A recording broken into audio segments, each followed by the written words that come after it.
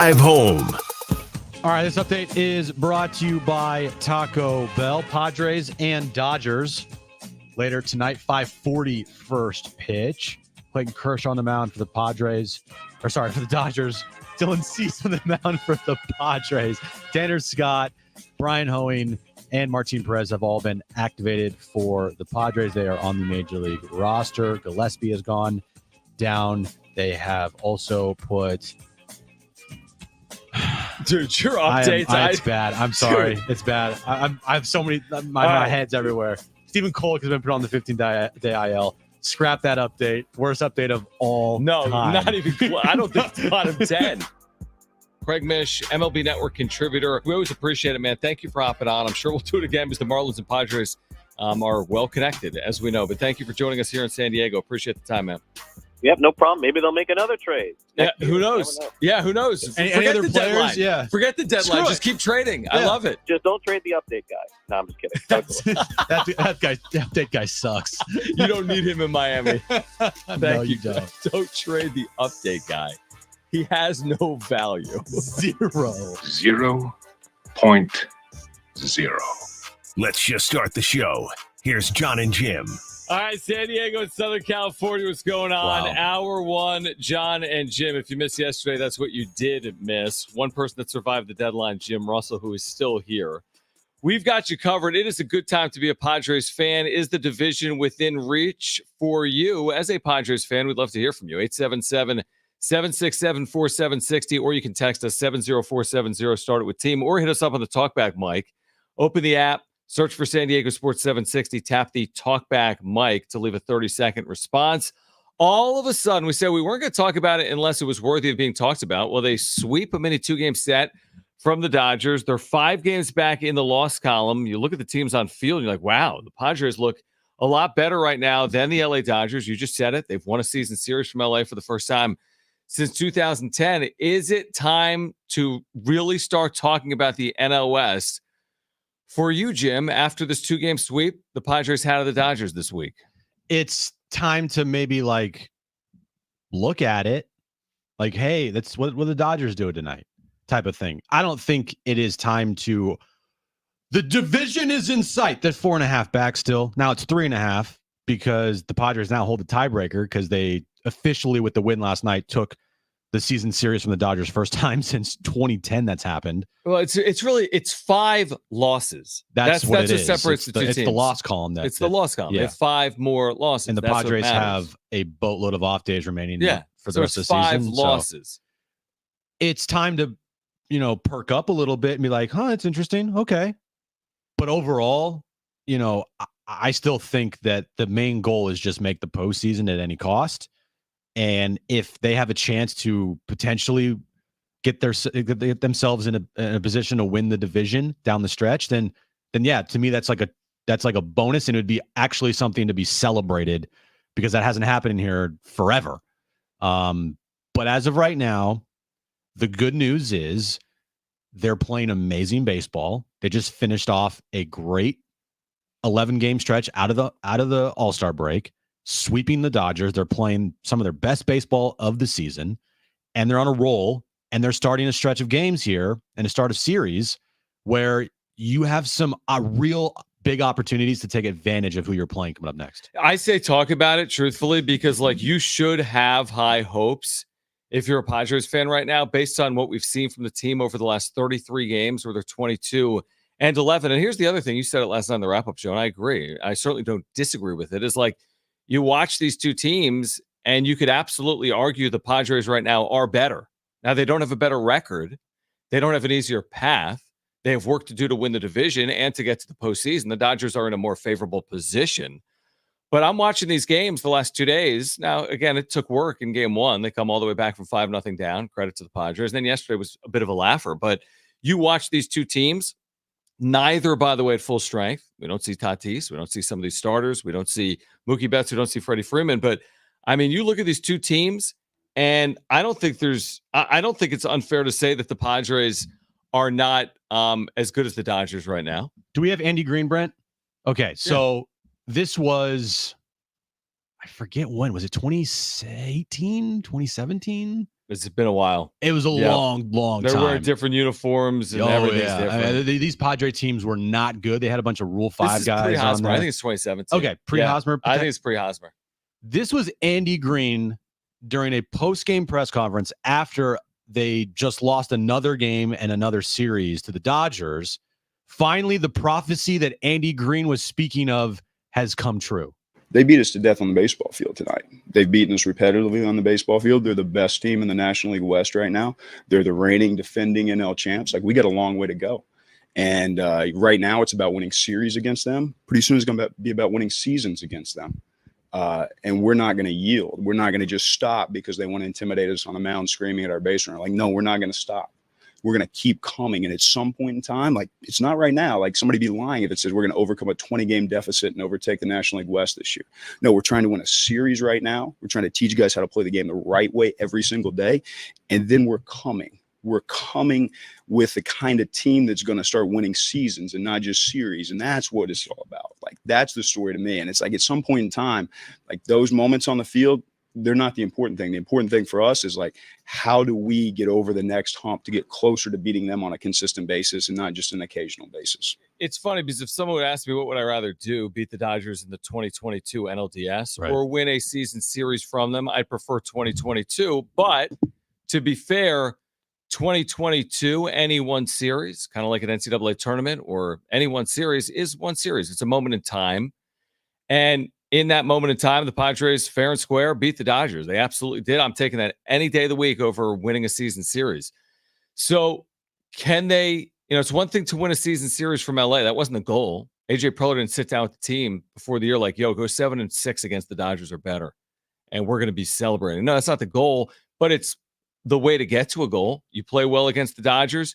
You believe maybe you can beat them again in the postseason. You put yourself in a position where you think you can get to the postseason because you've played well against good teams like LA. But it's interesting to hear that. And now I think, again, they cleared the hurdle in 2022 for me. I know they didn't beat them in the regular season, but they did in the postseason. But this has been impressive to watch, Jim. 7-3 against a team as good as Los Angeles is very impressive. They've played really good baseball all year long against the Dodgers. They've outplayed them in every series because they've won a bunch of series versus them. They've pretty much outplayed them in almost every game that they have taken on the Dodgers this year, with the exception of maybe one or two. And I think it's one that was like decisive that the Dodgers blew out the Padres. And then you had a game, the Jake Cronenworth game, where the ball went through his glove in Korea. That could have gone either way. Yeah. But my point is, one other close loss is every game this year, the Padres have either outplayed the Dodgers or, have competed with them. Absolutely. And it's not enough to just win season series versus teams. It's got to be, more has to happen. Like, if this team doesn't make the postseason doesn't make the postseason this year, is anybody going to be here at the end of the year saying, well, at least it took the season series from the Dodgers? Like, no, it means nothing if you don't capitalize, make the postseason, make a run, or potentially like win a division and make a run, or beat the Dodgers again in the postseason. None of that matters unless you get there, because right now it's great for sure. All Padres fans and everybody here, like, it's ecstatic that they finally took down the Dodgers in a season series. They still have 3 games left for first time, by the way, but they've played good baseball of late. That to me is more important. They are on a roll. That's more important. They're in position. That's more important. And they're getting healthier. That's more important. And they had some big acquisitions at the trade deadline. To me, that's more important. Yeah, I mean, nobody wants to see the opposite of 2022 play out, which is like, you win the division, you get a bye, you play the Dodgers that you went 8-4 against the regular season, whatever, 9-4 against the regular season, and then you lose the Dodgers.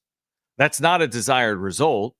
The desired result is to do what you're doing right now, continue to play like this, and maybe go through them again in the postseason. But are these steps on ladders? I argue it both ways, because I think there's teams that can win a World Series that don't need to take steps.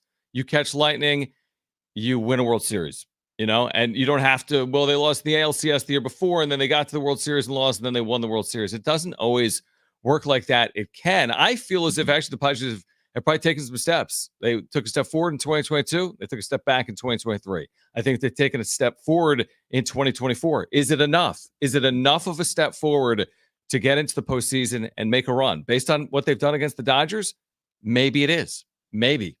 Because the Dodgers are a good barometer of, what it's going to take to have success in the National League, potentially. You took care of business so far versus the Dodgers this year. You do have 3 games left against them at the end of the season, which we talked about yesterday. That last 6-game road trip for the Padres is going to be tough.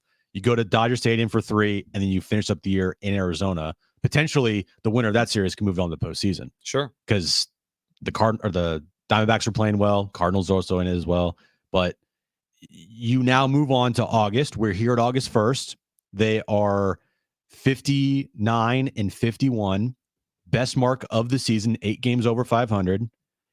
And here we go. Here's the stretch that I've been talking about for 2 months, and they have put themselves in beautiful position. I didn't think that they were going to be where they are going into this stretch. I said, look, if you're 3-4 games up when you get to August 1st, that's great. They're 8 games up. They're playing really good baseball. They're 11-2 since the All-Star break. And now you have to take advantage. You're taking on the Rockies this week. You face the Pirates, and you're going to miss Paul Skeens, which is great.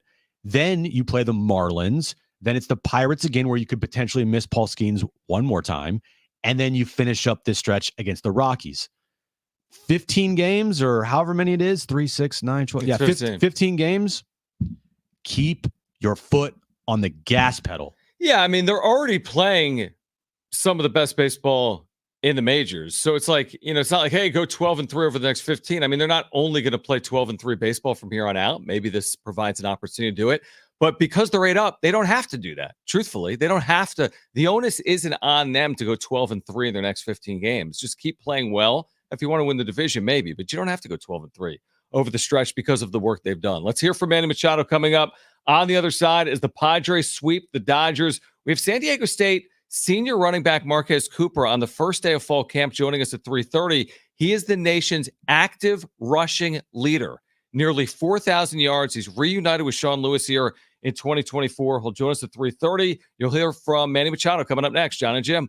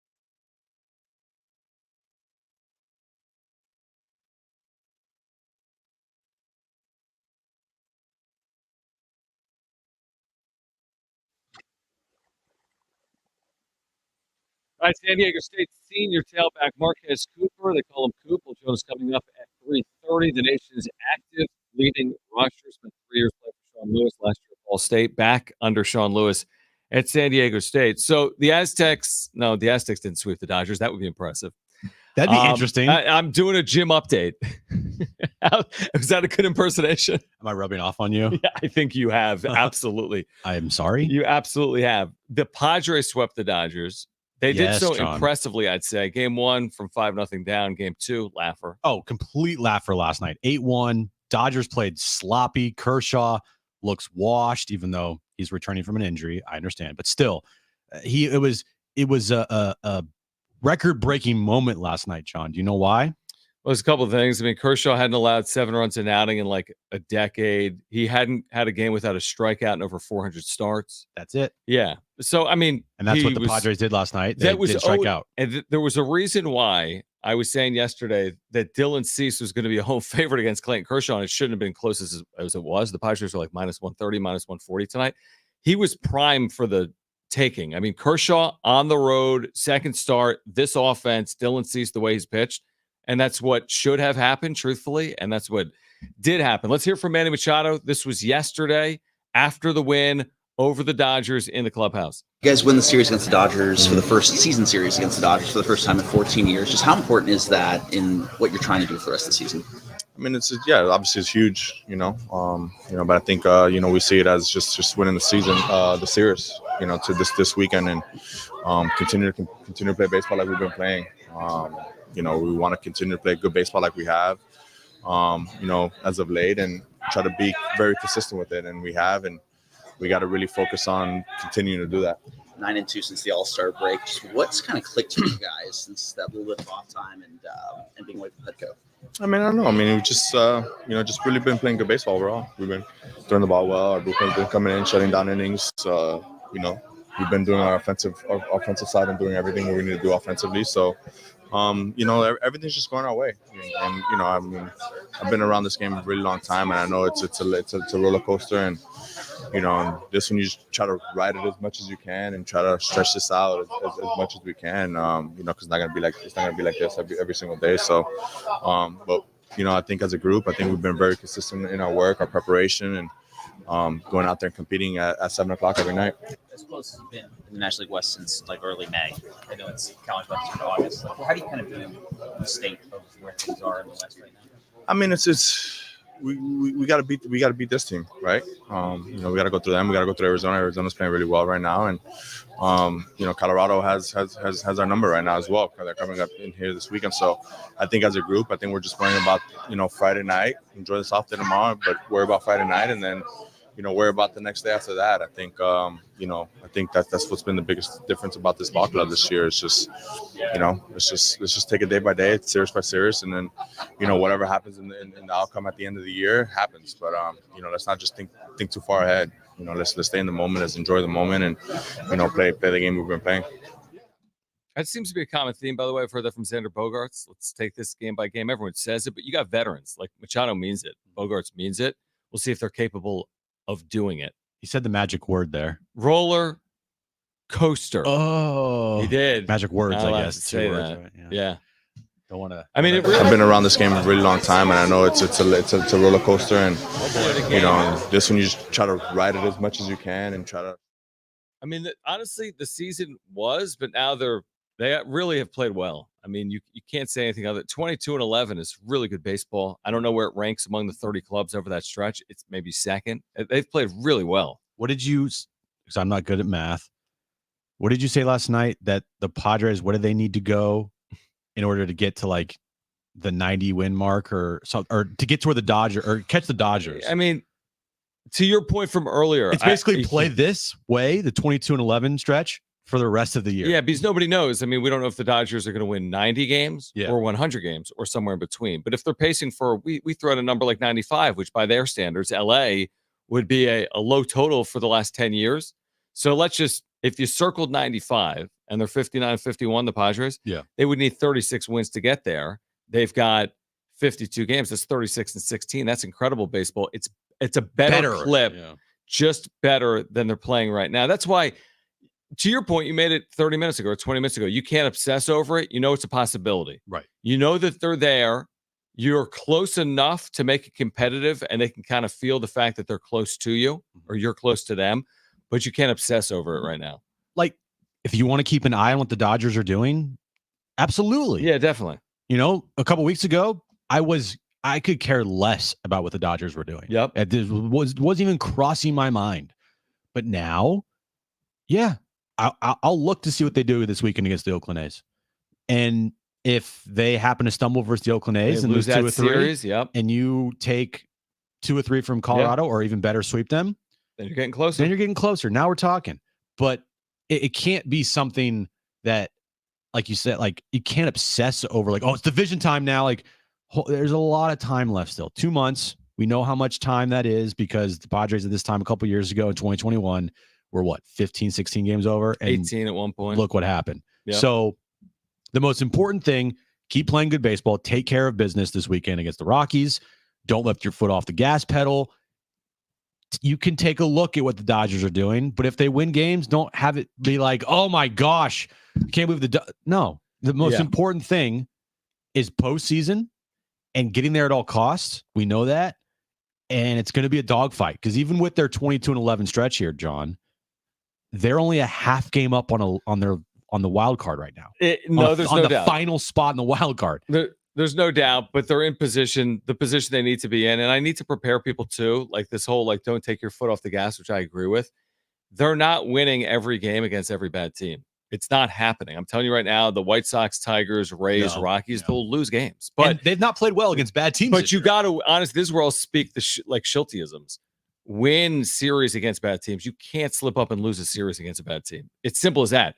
You got to win series against the Tigers, against the Rockies, Rays, White Sox. Got to win those series. You're going to have to do that. But wouldn't you bet, just because of how this team has played versus bad teams this year, drop one? that they'll have a bad series versus a bad team? I don't. Yeah, I probably would if I had to put money on it one way or the other. If they had 7 series against bad teams remaining, are they going to be able to win all 7 of them? That's probably wishful. I would just say that if they're going to have a bad series versus a bad team, and the likelihood of that happening is probably pretty high, just don't have it in like a crucial moment during the stretch run here. Like if you lose 2 or 3 of the Rockies this weekend, it's not going to kill you, but it's not going to be great. If you lose 2 or 3 to the White Sox, that could at the end of that could kill you. They've lost 17 straight. That's a series you cannot lose. Right. Okay, on the other side, Marquez Cooper, the nation's active leading rusher in FBS. He's with San Diego State right now. He'll join us next.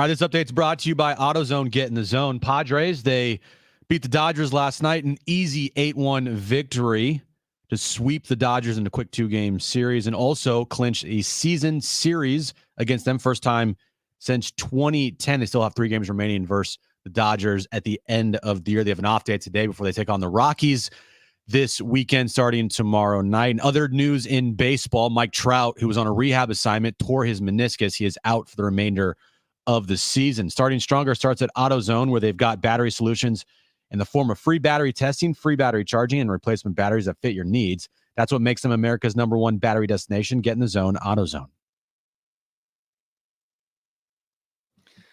All right, Aztec football fall camp underway. They'll play their first game this month. Texas A&M Commerce, August 31st, Snapdragon Stadium. And it's great to connect with Marquez Cooper right now on Jon and Jim. Had the good pleasure of meeting him this afternoon on the Mesa after practice. The nation's active leading rusher. Marquez, first of all, thanks for joining us here on the home of the Aztecs. I want to start there. What does that mean to you?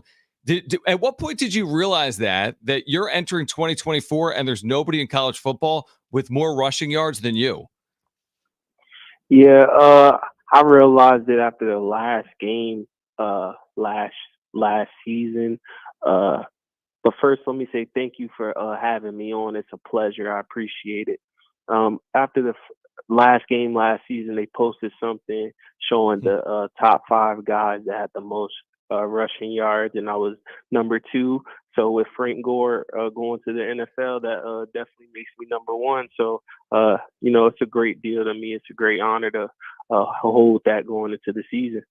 Describe the excitement, Marquez, that you have for this year. 3 years at Kent State, 1 year at Ball State, reunited with Sean Lewis. How exciting is this for you? Man, it's very exciting. It really just hit me today because we got to put the pads on or the helmet on, and bullets got to fly in. So, we got to call in plays. So I just got deja vu from back in the day and stuff like that. So today it really hit me, and it was very exciting. I had my most productive seasons being under Coach Lewis. So this offense and stuff like that, man, I'm excited as ever. Well, once you saw that Coach Lewis was going to be the new head coach here at San Diego State, how easy was it for you once he made the call to hop on board here and come here to San Diego State? Man, when I was in the portal and, they let me know I had the offer, man, my family, we knew it was the place. This is San Diego State is RBU. Y'all have the current leading rusher of all time right now with most yards. So it's a track history of great running backs to come through this facility and this program. So it's an honor to be a Aztec. Marquez Cooper, San Diego State senior tailback, with us right now on Jon and Jim. Fall camp underway on Mesa. Tell us about day one. What was it like getting out there with your teammates, and how did you feel after the first day of fall camp? Oh, man, it felt amazing. The line was blocking very well when I was in, so I had 2 nice runs today, so it really just being out there, being able to hit the hole again. I haven't strapped up since last December, since I was in the portal during spring ball and stuff like that. I didn't get no spring ball. So to be out there again, to be playing football was just something, just a feeling is, something that I always want to have and do for a very long time. You're one of the few guys that has actually played in a Sean Lewis offense. What makes it unique, and what can you say about it to fans that haven't seen this type of offense or his offense be run in college football? Well, don't blink. Any play could be a touchdown scoring play, an explosive play. You're going to see, if you like passing, you're going to see a lot of passes thrown. If you like running, you're going to see a lot of running plays happening. We just run a lot of plays, and we do it very effectively. And we have one of the top offenses when we were at Kent State. So it's just, it's electric. Marquez Cooper, San Diego State senior running back, with us right now. Jon and Jim, San Diego Sports 760. How's it been for you to interact with the quarterbacks? I mean, you have all new teammates, obviously, here at SDSU. I know it's only day one of fall camp. We've heard about AJ Duffy and Danny O'Neil, the rest of the group as well. What are you seeing from the quarterbacks this summer and now into camp? Man, it's going to be hard to keep these quarterbacks happy. They got so many years left. They're going to be competing with each other. But Duffy is a great quarterback, great guy. You know, I love hanging with him, talking to him. He helps me out with the where I need to be all the time. You know, I got to wipe the rust off. I've been a year away from this offense. Danny, he's a great quarterback. Also, got great potential as a young bull. And he's been doing well, and he's very tough. And Kyle Crum, he's a dog also. You know, I'm into the training thing too, so he has a training he does. So I asked him for a bit of advice with that and how he goes about that, and he's been very welcoming. And we was next door neighbors for a little while too. So I got a great connection with all three of them, to be honest. What do you make of this running back room that you're a part of? I mean, you probably had some good running back rooms at Kent State, obviously with Sean Lewis's offense, but what do you make of this one that you're a part of right now? Yeah, this one is like no other. We have something of all kinds, you know, all types of backs in the room. We got a pretty good speed guy with Keenan. We got a big, you know, hard runner with Jay Money and Lucky, and we got speed and shifty guys with me and Cam Davis. So you know, and then we got an energizer bunny with Nick Gardenera. So all of us play a big role in the success we are going to have, along with Coach Hagan. He was a dog at running the rock too. He played quarterback at Colorado. So, you know, he can tell us a thing or two about what we should have done and how we need to run the ball. Who's the fastest player on the team? We've talked about this, I think, with Sean Lewis before, but you got obviously Keenan has won like we've talked to Keenan about it too. State track like championships, and I want to say maybe your former teammate Jay-Sean Polk is a speedster as well. Who's the fastest player on the team? Well, yeah, it's between one of the two of those guys, but I will say shout out to Keenan. To run track at a D1 USC, you got to have some serious wheels. So I might go with him just because he's a track guy. But Polk was a track guy in high school. He just didn't decide to do it in college. He could have, but both of them is definitely speeders for sure. Marquez, before you go, I read something from Paul Garrison in the East Village Times at some point this summer about how you were like speaking to high school football teams in San Diego, even though you're obviously not from San Diego, you're new to San Diego State, and you like showed up unannounced at one point, maybe to Helix, which is a great high school program, and you connected with their players and their coaches. What was your motivation there? And how many high school teams have you been able to connect with, and what's the message you're trying to get out? Yeah, just being an underrated guy, underlooked guy myself, I just wanted to give motivation to, you know, some guys that was maybe struggling with their recruiting process, give them steps and feedback and what you should do off the field and how you should act on the field.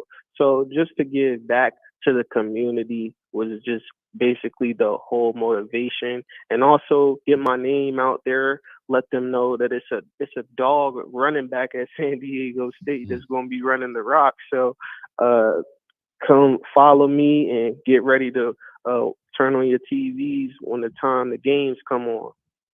Love to hear it. Like you said, there's been an amazing lineage of tailbacks at San Diego State. RBU here in San Diego, the Recents, the Pumphreys, the Pennies, the Falks, so many over the years. Marquez Cooper, we're excited to watch you this fall on the Mesa at San Diego State. We appreciate you taking time for us, and we hope to do it again soon, and thank you. Thanks, man. Thank you for having me on once again. Talk to you soon. Great stuff. San Diego State senior tailback, again, the nation's active leading rushers, approaching 4,000 career yards. He's had 3 1,000-yard seasons. I know this is going to take some time. I know that, but there will be flashes, I feel like, this year, in moments where oh you're like, my gosh, whoa. yeah. They got real skill from an offensive standpoint and Yeah. how fast they go. I mean, he said they're like, yeah, you better not blink. right. And he's played in it, and it's not Yeah. it's not like more sizzle than steak. The proof's in the numbers. Kent State under Sean Lewis. Kent State Had a Kent K-E-N-T. Yeah, I mean, not- this not isn't like some Georgia iconic or- program. Kent State had a season where they led FBS football in total offense under Sean Lewis. He had a game. I should have asked him this. Well, get him back. He had a game at number 1 Georgia while with Kent State. He had 130 receiving and rushing yards combined. Is that good? I mean, you got he's a small, kind of undersized tailback. Shifty. And San Diego State's had those players before.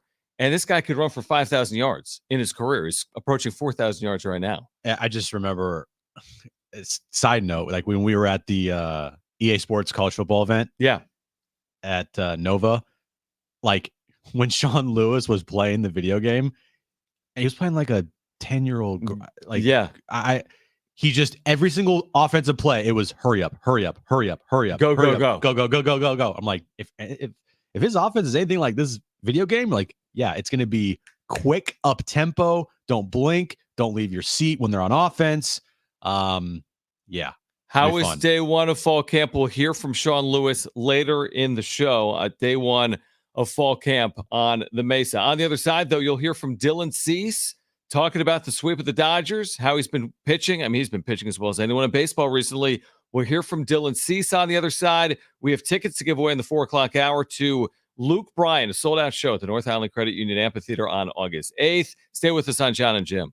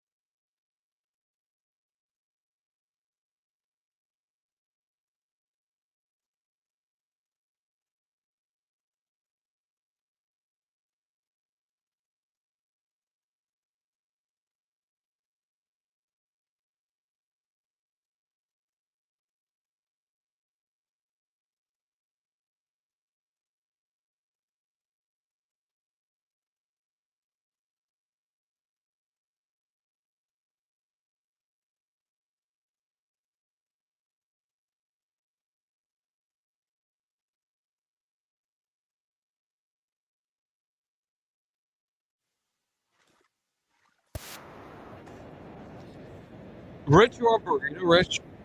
Big Rich TD and Fletch?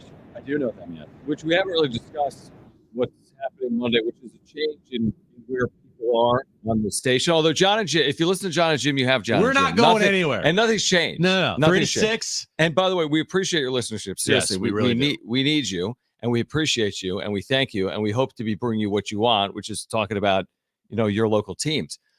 Rich is going to be on with Dan Patrick tomorrow morning at 7 a.m. talking NFL, which is cool because Dan Patrick will be on San Diego Sports 760, officially beginning on Monday. He was actually on today as well, and he was on with Big Rich T and Fletch earlier this week. But Rich will be on with Dan Patrick. You can hear the Dan Patrick Show, which is like an iconic show, obviously, in sports radio, and you can hear Rich. This will be tomorrow morning, 7 a.m., talking NFL. We have the Hall of Fame game tonight. Sure, reaction to that. That came up out of nowhere for me. Yeah, training camps are underway. So Rich will be on with Dan Patrick. Hopefully you can tune in tomorrow morning at 7 a.m. Did you realize the Hall of Fame game? Not at all. You mentioned it last night, either on the wrap-up show or after the wrap-up show to me. And I'm like, what? Like or was Hall it of actually yesterday on Jon and Jim he mentioned it? I knew, On but the I way just out. don't care. And my team's even playing in it. I don't care. Well, Bears- Caleb Williams isn't playing. None of their starters No on starters offense or are playing defense are for Is playing. both anyone? teams. Is it just air? I Like think you're it's going to go just- out there? It's just air. It's just teams with the jerseys of the Bears and the Texans. Yeah, I joked earlier it's going to be a bunch of third stringers. They're going to be working at Denny's in 2 weeks. But guess what? There will be 9.9 million Americans, for maybe sure. more than that, Yeah. to watch the Wait, first half. that will watch some of that game, maybe more. Now you're going up against the I was Olympics, going to say Olympics might and be, the Olympics have done really well, like 30 million plus. Oh, yeah. But there are 10 million Americans. I'm telling you right now, a number of our listeners, I'm sure you and I'll at least give it the cursory glance. I'm sure we'll throw it on at some point. All right, Dylan Cease is throwing as well as anyone in the sport. He did somehow allow a run yesterday, which is like illegal. But that was it. 5 2/3 innings. It was 3 a really hits. bad start from Dylan Cease. Only went Oh, he 5 let him 2/3, run. gave up a run, walked He 3, was struck out awful. 6. Not a they great should start have for traded him. him. But his last 4 starts have been incredible. 1 run allowed, a victory over the Dodgers. Here was Dylan Cease postgame. Oh, good. Coming off of the no-hitter, obviously, you go into the ball game as thinking to yourself, and you guys can wrap 2 together, or you try to put all that out of your mind and just focus on what you got to take care of? No, I mean the idea of that is very appealing. It definitely crossed my mind, but at the end of the day, difficult to do.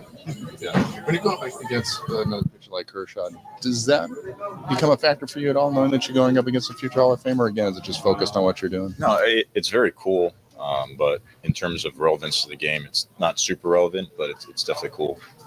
How important was it for you guys to make a statement right here, take the mini-series against the Dodgers, and do it as convincingly as you did? Yeah, I mean, every game we're playing now is extremely important.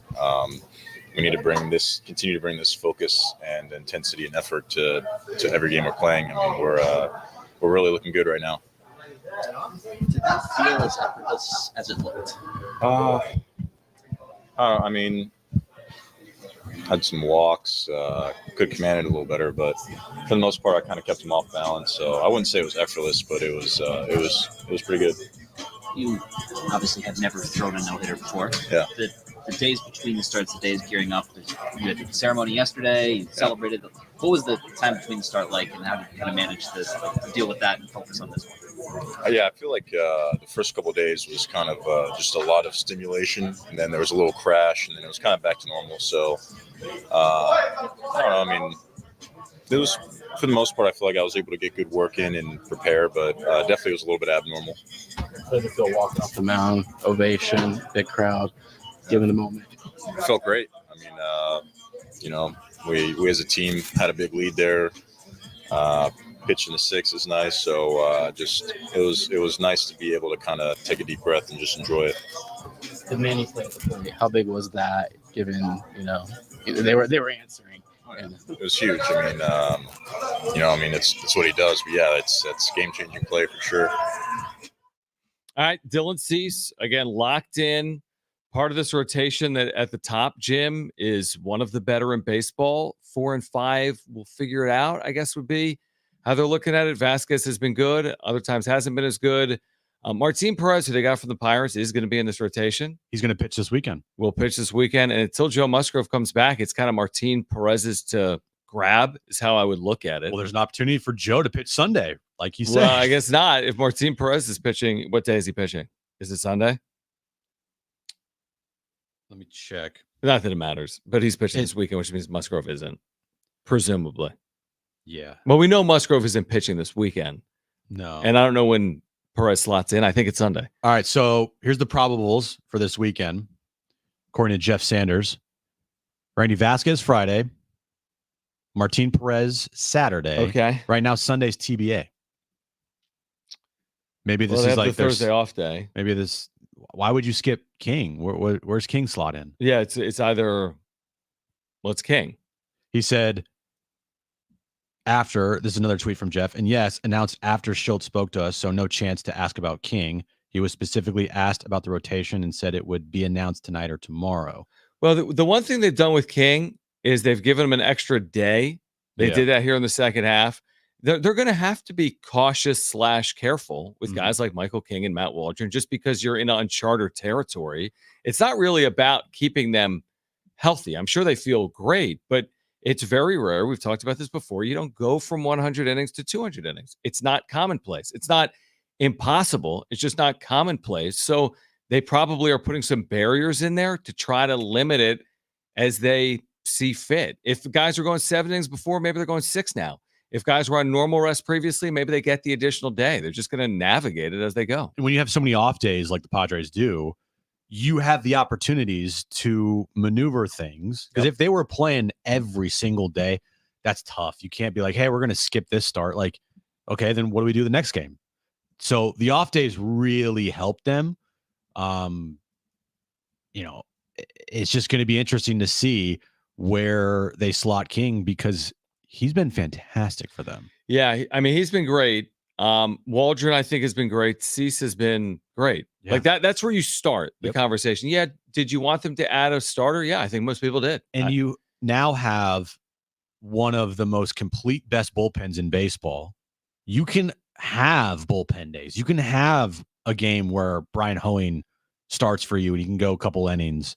You can have a game where you have the bullpen be used and skip a start, or that's the 5th day, or whatever the case may be, because you have off days here. Like Sunday, I wouldn't be surprised if they turn that into a bullpen game because they have Monday off. Well, that's the thing with Perez. I was going to say, yeah, he's built up to be a starter, but you go one time through the order, or maybe 1.5 times through, and you got that rested deep bullpen. You don't have to force the issue. Same thing we've talked about with someone like Suarez with 5-out saves, or Estrada getting a 4th out. I think you'll see less of it in the second half. Maybe you'll see it, but I think you'll see less of it because of the depth of their bullpen. Coming up next, we'll get to the wrap. Also in the 4 o'clock hour, we've got 2 free tickets to see Luke Bryan. This at the North Island Credit Union Amphitheater on August 8th. That's a sold-out show. Plus, who won the trade deadline? Jon Heyman has weighed in. We'll share that with you coming up in the 4 o'clock hour. Hour 2, Jon and Jim. It's next.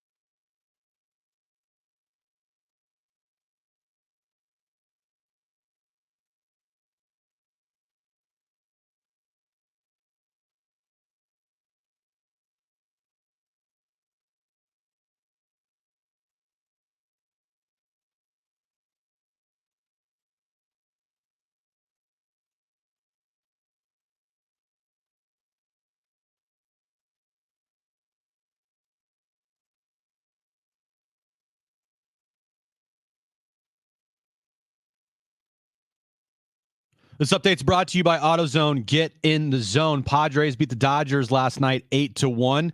They swept the Dodgers in a quick 2-game series. They also won the season series, clinched that last night with a win. First time they've done that against the Dodgers since 2010. Other news in baseball today.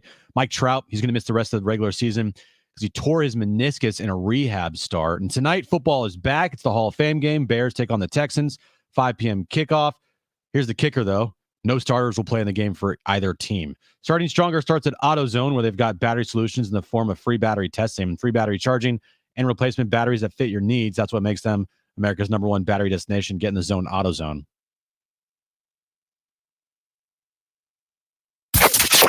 Getting you all set for that drive home. Let's just start the show. Here's Jon and Jim. All right, San Diego and Southern California, what's going on? This is hour 2 of Jon and Jim. This hour, your chance to win tickets to see Luke Bryan. This will be a sold-out show at the North Island Credit Union Amphitheater August 8th. So we've got a pair of tickets to give away. We'll do that coming up around 4:45. It is a Padres off day. Jon Heyman has, I know all they do is have off days. Jon Heyman has weighed in on who won the trade deadline. But as we typically do to start the 4 o'clock hour, let's get to this. It's time for The Wrap, presented by Sombrero Mexican Food. Check out their website at sombreromex.com. Would you guys pay $42.99 for a sports streaming bundle? $42.99. No, because I get the same stuff if I just pay regular for like YouTube TV or whatever. The sports streaming bundle has, what does it have? It's Venue Sports is going to be called. It's ESPN. It's Warner Brothers Discovery. And is it Turner? Now, if that's the only thing I ever watched, then yeah, it's great. But it's not what I only watch. I watch all streaming. And I watch like Netflix, Hulu, HBO Max, Amazon Prime. What is I have this? YouTube TV. Okay, it's Fox, Disney, Warner Brothers. I think it's the dumbest thing ever. It's pretty dumb, yes. Because YouTube TV get-in price, $73. Well, yeah. This is $43, let's just say. It's a $30 difference. You get everything. And this is positioned for sports fans, obviously, right? It's all these ESPN networks and Fox networks and even like Turner networks. But if you're a diehard sports fan and you want these 10, 12, 14 networks, wouldn't you also want, I don't know, like CBS? Right. And CBS Sports Network. I don't know, the NFL Network, MLB Network. So you just want this, and you're going to commit $43 to it, but you're not going to spend $73 to get everything? They won't get any CBS-related things because that is owned by Paramount, so that will be on Paramount Plus. That's what I'm saying. Like, by the time you Same add with it like up, how Peacock won't be involved. why not just buy cable is my theory. This is more expensive. I'm $43 plus Paramount plus Peacock plus whatever else you need to watch everything, I'm telling you, is more than $73 or right at $73. So why would you do it? What's the advantage? Yeah, I haven't even, and I probably should. It's my bad. I probably should look at all the streaming services I have and like add it all up and see how much it costs. But yeah, it doesn't make any sense to me. I already have a good system. Why would I want to pay an extra $42 for something? Like, doesn't make sense. Next question. Who's going to win tonight between the Bears and Texans? The Hall of Fame 49ers. game. The 49ers will win tonight. You think so? It will be nice to see like football back. They'll talk forever about Caleb Williams and CJ Stroud, obviously. And it's just the Hall of Fame game to me, I could care less about. But it is nice to look up at the TV and see NFL jerseys and see an NFL game happening. And that's just like, okay, football is right around the corner. Here's how you know quarterback play matters. Whenever you get to like a spring football league or preseason, the totals are 30 points. When you get to an NFL game, the quarterbacks can throw the ball and the totals all of a sudden become 50, 60, 70 points. The total in this game, the over-under, is 31. The Texans are favored by 1.5. I'm going to take the Texans. I'm going to lay the 1.5. I'm going to ride that. Who's the head coach? DeMeco Ryans. He's going to lead the Texans to a big win tonight against the Bears in Canton, Ohio. I can feel it. They're going to win by 3 points or more. It's going to be a huge win. Okay. Next question. Did you answer the question? Did you say who's going to win? I said 49ers. Next question. think I'm getting deja vu. Yeah. Is Simone Biles the greatest U.S. gymnast of all time? It's almost like yesterday's rap. Yeah, I know. Yesterday's rap question was, is Simone Biles the greatest U.S. athlete in the Olympic play of all time? No. Oh. It was the greatest gymnast of all time. Oh, my bad. Yeah, I greatest thought gymnast. yesterday was Olympic athlete. No, because I gymnast. mentioned It might have been. It's close enough that screwed me up. well, if it's whatever, because she won the gold today in breaking news. Spoiler alert after. Spoiler alert, everybody already knows it already. So she won the gold today for all around gymnastics. It is now the 6th straight year in the Olympics that the U.S. has taken home the gold, going back to 2004. This is her 2nd gold in all around. I think she's the greatest U.S. gymnast, women's gymnast of all time. Jim.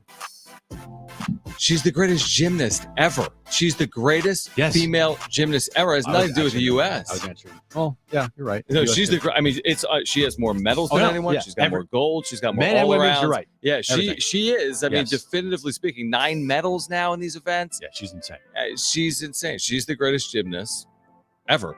Her routines are so difficult that like no one has a chance even to beat because her. they can't get to that difficulty. Right. Yeah. And And that's even the- if she makes a mistake, you can't overcome her like difficulty scoring. Right. You have to be not only beyond perfect, but you need her to like stumble like multiple times. Yeah, which she did today and still won. Yeah. Yeah. Pretty easy, Yeah, too. she's incredible. Yeah. Next question. Do the Padres need to sweep the Rockies? Is it a must sweep series? No, it's not, John. It's not even close to a must sweep series. But the last thing you want to do after you just swept the Dodgers and you've won 9 of 11 to start the second half is lose a series to the lowly Rockies. That's the last thing you want to do. Not a must sweep, but just don't lose the series, please. I agree with you. Don't do it. I agree. I think any 2 out of 3, I have no problem with it. I know people are going to say, "How could you lose to the Rockies? They had got swept by the Giants." The Rockies play big league games. I mean, even the White Sox have won 27 times this year. So, no, of course, it's not a must sweep. And if you go 2-1 against the Rockies, that's a 4-1 homestand. That's very good. But I think I would look at it this way. I'm entering the series thinking, I mean, it's not out of the question they could sweep the Rockies. I don't know about Martin Perez. I have no clue what to expect. But it's absolutely not out of the question that they could do that. But 2 out of 3 are better, and you are in the catbird seat, I would say. Your offense is clicking right now. They are scoring a lot of runs. They just put together great at bat after great at bat. I don't know the probables for the Rockies this series. Even if I did, I wouldn't know anything about him unless it was Cal Quantrill. Right. Yeah, just don't trip up here. Just take care of business. Go to the off day with at minimum a 4-1 homestand, and things are really cooking. You're 10 games over, right? 10 games over. You take 2 or 3 here. No. You're still 9 games over. Well, you'd be 9. Is there 8 now? Oh, so I'm getting ahead of myself. You are. Yes. They're 8 games over right now. If they take 2 or 3, they'd be 9. Yes. Okay. I'm not good at math. I'm sorry. No, you're not. It's Gomber tomorrow for the Rockies. That's the only one that's announced. Oh so my far. gosh. 2-7, 4.79 ERA. He's an ace. Here's the thing.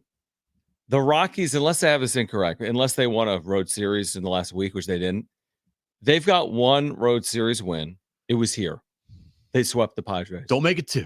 So, yeah, I mean, again, and every Padre knows that. I mean, maybe the new relievers don't realize that, but like Manny Machado understands, right? Xander Bogaerts understands. Like you can't allow this stuff to continue to occur. You just cannot. You've done the hard part. Like this is the example being, we already spoiler alerted the Olympics. It's like if you've done all the work, just finish it off. Like if your toughest test is in some, I don't even know, floor routine. If you do well in the floor routine, don't screw it up elsewhere. Like they did the tough work. The 11 games they just played, 3 of those series were against division leaders, right?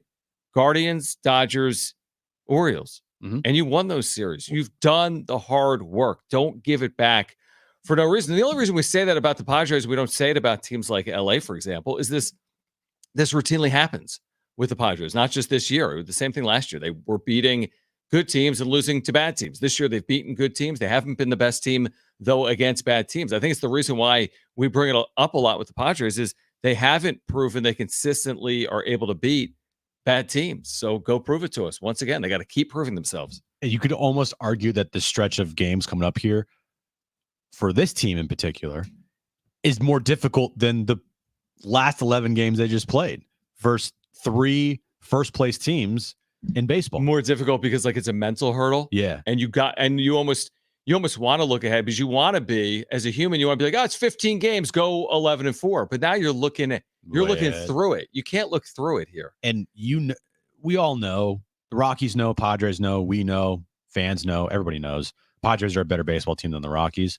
So you just don't want that, like, hey, we're going to just throw our gloves out there and win all these games. Right. They got to go out there and they got to take care of business and they got to play good baseball still. As the Rockies are a professional baseball team, just like the Padres are.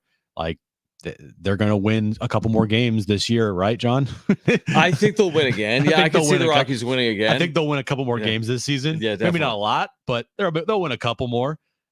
So that is why this stretch, while it is on paper the easiest stretch remaining in their schedule, it's also difficult just for this team for whatever reason, because they don't particularly play well against the crappy teams. The one thing I think has changed, is that this is a group that now is starting to believe in themselves. Where previously it was like, are we 2023? Are we good? Can we really trade Juan Soto?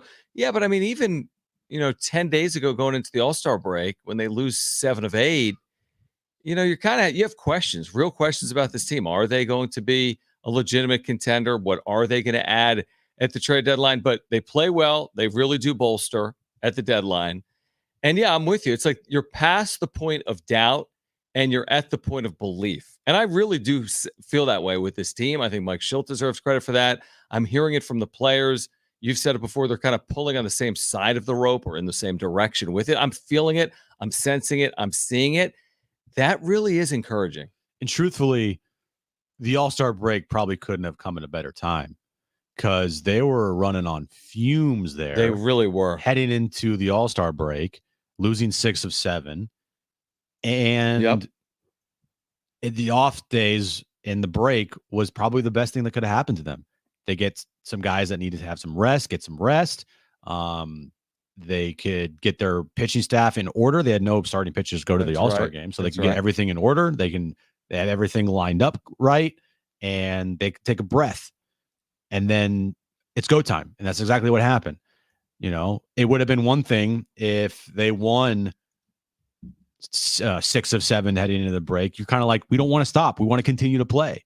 But when you lose 6 of 7, you're almost like, okay, I need a breather real quick. Like, just time out, take a breath, and then we can restart. And that's what happened. And it could have gone both ways, obviously. But now looking back on it, you kind of feel that break was much needed. I mean, to lose game 1 in Cleveland, to make it 7 out of 8 losses. They played decent that game from a pitching standpoint up to the 8th inning. Then that thing blew whatever. out. Yeah. But they lost the game. They lost 7 of 8, and you knew what they were dealing with, which was Cleveland and Baltimore. You're like, oh my God. You're like, are they going to survive this road trip? Survive it. They're 9-1 since that day in Cleveland. All right, coming up next, who won the trade deadline? Jon Heyman, who has blocked Jim, has weighed in. We'll share that with you on the other side. Plus, we're going to hear from Sean Lewis following day 1 of fall camp on the Mesa. We're 30 days away from San Diego State football right here on San Diego Sports 760. Also, this hour, your chance to win a pair of tickets to a sold-out show. Luke Bryan at the North Island Credit Union Amphitheater. This is coming up on August 8th. But we mentioned the Olympics a moment ago. iHeartRadio is the exclusive audio home of NBC's coverage of the 2024 Paris Olympics. And this NBC Olympic Report is brought to you by Islands Restaurants, your local paradise.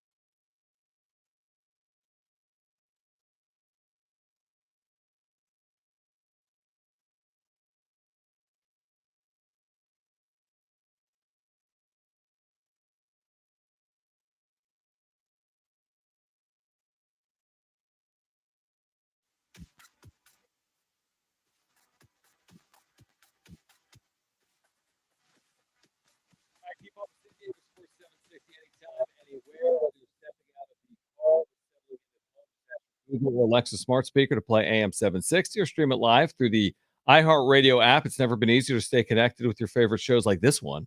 San Diego Sports 760 goes where you go. We're going to give away tickets to see Luke Bryan coming up in about 20, 25 minutes. Yes, we are. So, Luke Bryan. Yeah. Luke. Aaron would love to go to that show. Yeah, I would love to go to that show. Except we'll be in Europe. Oh, must be nice. It is nice. How the other half live? Well, I don't know, John. What do you mean? How do they live? I don't know. You're about to find out this weekend when you go to Europe for the first time ever. I know. Are you going to be discussing Jon Heyman's article in Europe about who won the trade deadline when you're with Aaron in Switzerland and Italy and France? I think so. So when we go to a random coffee shop or Aaron, lunch spot, I'm going to talk to the first random person I see and ask them what they think about the Padres trade deadline, because Jon Heyman has ranked the deadline winners. And who's number one? The Padres. Your San Diego Padres. Jon Heyman says they traded 12 of their top 15 prospects, but they built baseball's best bullpen. He says other things as well. I wish I could see these, but he blocked me. He blocked you. You know who he's got as the number 2 winner at the deadline? It's not your LA Dodgers. Well, it is the Dodgers, but it's your not LA Dodgers. It's the LA Dodgers. So Jack Flaherty, he says, adding the starting pitching with Flaherty. But I'm telling you, man, in watching these two games, I get it. That's such a small slice out of 162. It's 1%. Games. You watch those two games, or you just see the team they're putting out there. Now it's kind of like, well, you don't have Mookie Betts or Freddie Freeman, who have won MVPs. But I don't know. They're somewhat susceptible right now, is my point. It won't be forever. Freeman's coming back. Personal matter. Betts is coming back. They'll get some starting pitching back. But anyway, Jon Heyman has the Padres as the biggest winner of the trade deadline. What's your reaction to that? Plus, that means they're the biggest winner of the year via trade, because they also had a Dylan Cease and Luis Ariz. Has nothing to do with the deadline. It only matters if it equals postseason and postseason run. You don't think Preller could go to Contender and be like, I know we only went 80 and 82, but Jon Heyman said we had the best deadline in baseball. Take that. I don't think that's cutting it. Prints it out. Yeah. Puts it on his desk. Gives it to everybody in the organization. Or emails it. Number 1 at the trade deadline. Sure, we finished in 3rd in the division. Hey, when they had number 1 farm systems in baseball, they absolutely hyped that up internally. But I think it worked, though. It not just internally, I think externally. I think the other teams believe in what the Padres are selling. And that's obviously by design from Preller. And there has been some teams that may have asked for a prospect that is ranked higher than they should have been. But there's also a lot of times where Preller has traded away high prospects, and it has helped other teams. Not all the time. Yeah, no, you're right. Absolutely. But you look at this bullpen that he has assembled this year, and just this season alone, nasty, dude. Alec Jacob, Jeremiah Estrada, Robert Suarez, Adrian Morhone, Brian Hoeing, Yuki Matsui, Jason Adam, Tanner Scott.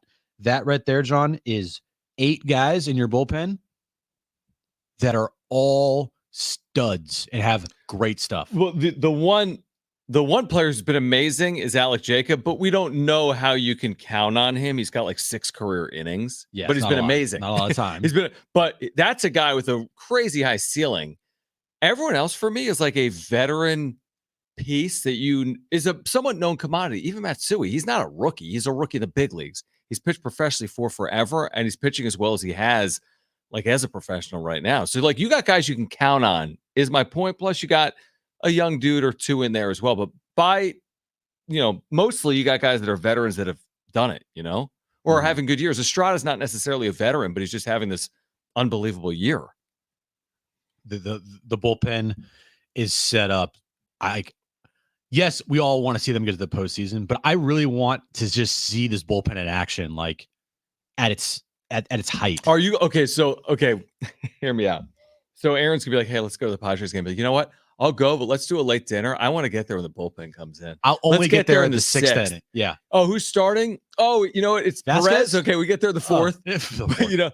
But man, I want to be in my seat late 5th inning. But don't you feel that way a little bit? That it's kind of like that. You do get excited now for the possibilities and the options they have in that bullpen. Well, I've been watching it more closely the last 2 nights, knowing that I could see something I haven't yet seen. Now, night 1 of the Dodger series, they didn't use anyone new because the trade had just been made. Correct.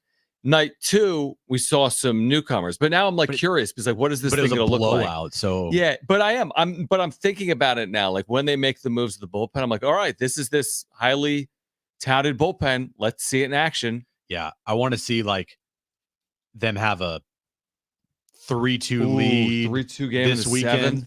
and then we're into the 6th, and Schulte just goes to the bullpen and throws out Boom, there's Estrada. Adam or Estrada. There's Tanner and then Scott. Tanner Scott, and then Alec Jacob, and then Suarez to finish it off. You're like, my gosh. oh my God. Unbelievable. It's going to be incredible. But in all no, I serious, agree. though, I'm with you. it is exciting now when they go to the bullpen, just because you know that these arms that they have are nasty, and you traded for 2 big pieces. So you expect to see them not on a regular basis, but you expect to see them a lot for the remainder of the year because you gave up a lot to get them. What do they say? Kitchens and baths sell houses. Bullpens win playoff games. I like that. Kitchens and baths sell houses. And when you say they, you mean you? Yes. Because I've never heard that before Well, do in you my watch life. HGTV? Ooh. No. No, he doesn't. There you go. They say it on HGTV. And what do they say on MLB Network in October? That the best bullpens win. That is true. I mean, kitchens and bathrooms are very important. Huge. No one's like, oh, I'm going to buy that house because of the second bedroom. No, bedrooms are so blah. I mean, you want a nice master. You do, like size But wise. you also want a nice bathroom to go with the master. Oh, I would choose kitchen and bathroom any day of the week over bedroom. Not even close. Not even living close. room, you can fix it. Thank you. It's fine. Knock out a wall. It's okay. Now, again, bullpens win playoff games that you lead. Yeah. But they do win playoff games. A lot of them. Starting pitching is so vital to get you to the postseason. But and then you do in need, the postseason, and then they'll shorten it up. Yeah, and you do need a top end starter or two when you get to the postseason. No doubt about that. But once you get there, yeah, just like you said, bullpens win you championships. That's how you get to hold up the trophy in October, which, by the way, now could be in November. Well, it is in November, actually. Yeah, that's a good point. All right, let's hear from Sean Lewis on the other side. Day 1 of fall camp on the Mesa. Coach Lewis's reaction. Plus, this hour, your chance to win tickets to see Luke Bryan at a sold-out show. Stay with us.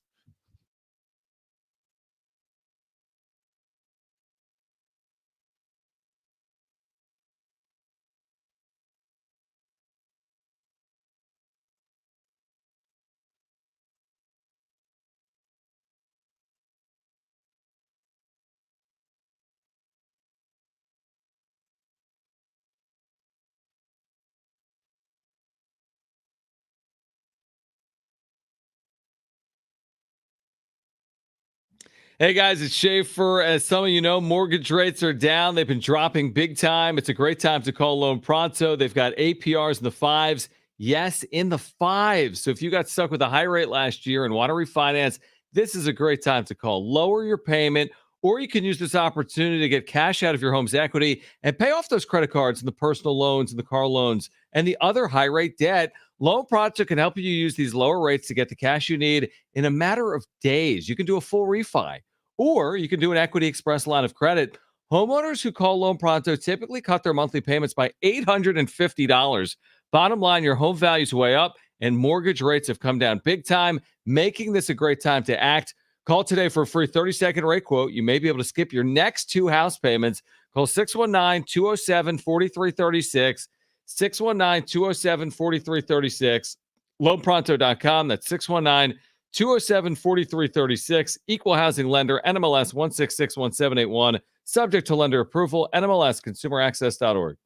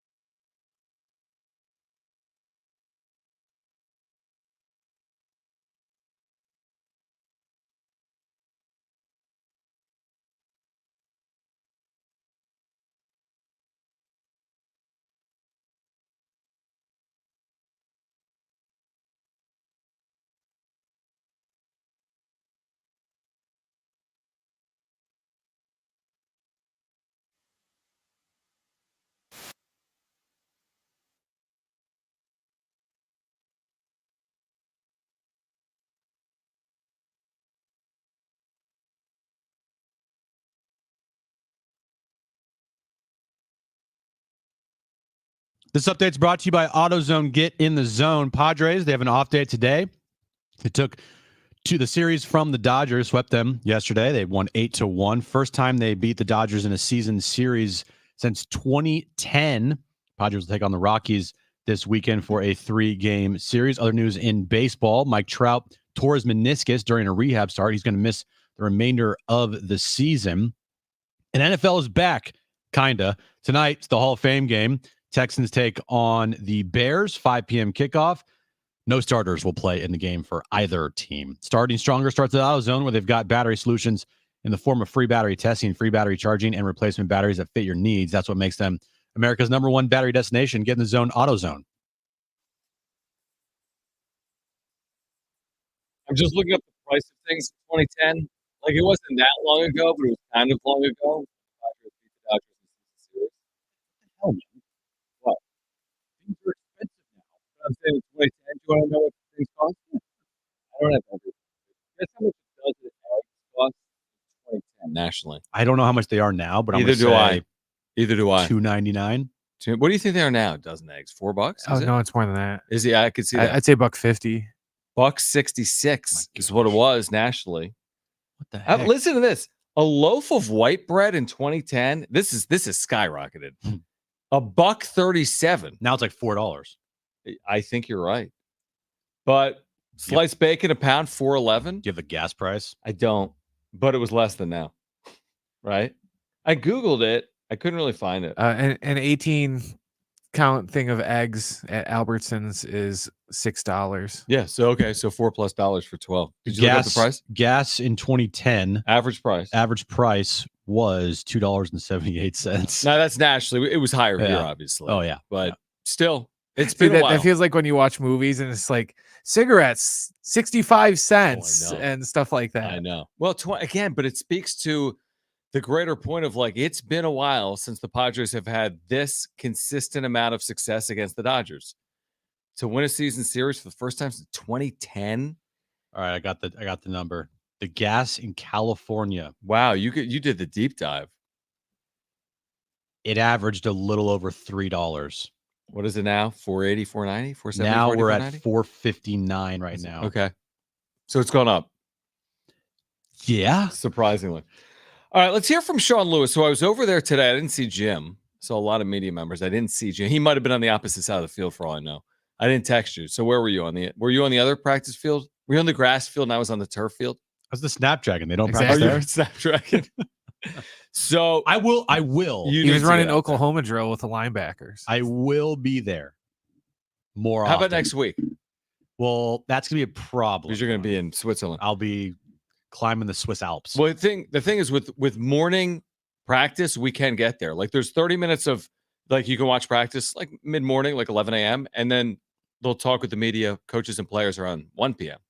Okay. So it was good to be there today. It's cool to see San Diego State with pads back on. Sean Lewis, obviously leading the team. He did speak with the media after practice. This was a portion of his opening statement. Hey, first day, good energy. It was good to get out in the morning and watch the boys fly around a little bit. They did a really nice job, responding in a lot of normal down and distance situations, but attitude was good. Execution was decent, right? We stuff that we need to clean up, but, pleased for the first day with where we're at and what we can build off of as we go forward. He also said, while he hopes to name a starting quarterback soon, today is not the day. This was practice 1 of 25. So we've got a 30-day ramp up here to August 31st. And they have a Fan Fest August 10th. Does it happen by then? I have no idea.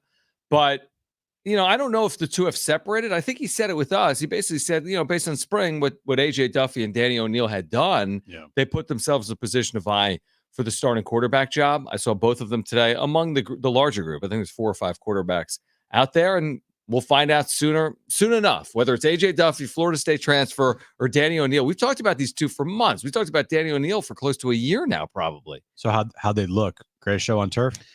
I mean, here's the thing. The part of practice that the media attends, and this is day one, you're just watching, general groups, like position groups work together for a limited period of time. Like, you're not watching a full practice 11 on 11, guys throwing the ball downfield. So I thought in pads, they all look like, football players. You don't get like a sneak peek being the voice of the Aztecs football team now? I mean, I'm sure I can, and I did a little bit. But here's what I did this morning. I went to the media availability. Then I swung by the Jam. This is what you're missing out, dude. I did football practice, basketball practice, lunch, got back to football practice to hear from Sean Lewis and Marquez Cooper. Oh, and must be nice. Keenan Christian and others. This could be your life. I had things to do.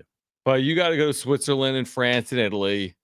I had to wash all the bed sheets today. I had to clean the house. I had to water the plants. I had Oh to yeah, it sounds crazy. clean up the guest room, clean up the bathroom, start packing.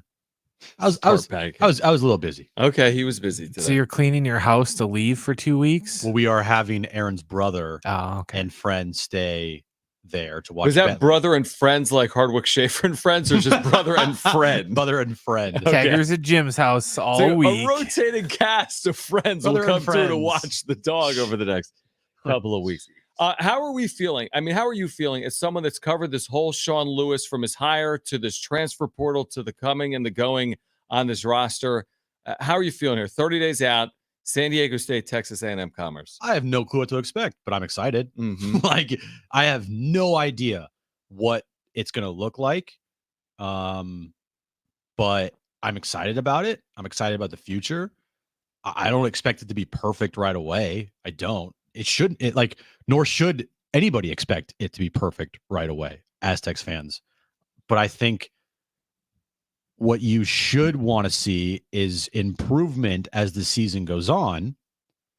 By the end of the year, you have an understanding of the offense, and hopefully by the end of the year, the offense is having more moments than not, because it's not going to be a well-oiled machine from the jump, especially with how many new players are here and just the whole dynamic of everything. No, I mean, quarterback. It's a quarterback. let's play. say that's a good point. Like, let's say Sean Lewis was coming in, but he was bringing a quarterback that he had been with for the last 3 years. For example, I'm just making it up. Well, then there's that familiarity. But these quarterbacks are new to Coach Lewis. They're new to San Diego State. Like, you're right. I think people should be fair. You don't just start anew and just completely hit the ground running. I mean, that'd be amazing. Maybe it happens. But, I mean, there's got to be some type of ramp up, and there's going to be a learning curve, obviously. I think what fans also want to see is the team be not only more competitive, but the team show flashes on offense and put out some exciting product that fans can be proud of. And I think that is a good starting point for this team and expectations from the fan base. Like, hey, are we going to go to the game, have a fun time? Yes, of course, because Snapdragon Stadium is awesome. But like, you go to Snapdragon Stadium to watch the product on the field. And is the product on the field exciting to watch, or is it somewhat exciting to watch, or is it boring, or is it uninteresting? Like, what are you going to be able to give the fan base that is dying for this team to have a way better offense? What are you going to put out there for them to keep them engaged and keep them there, and to make sure that the stadium gets filled up over time? I should have sent Brent this sound. It wasn't really sound worthy. I'm sitting around last night, Brent, at midnight. We had done a wrap-up show. Oh, yeah. And I'm prepping for San Diego State football. I just have this huge notepad. I watch things, I listen to things. I'm Googling Texas A&M Commerce, seeing what's coming up.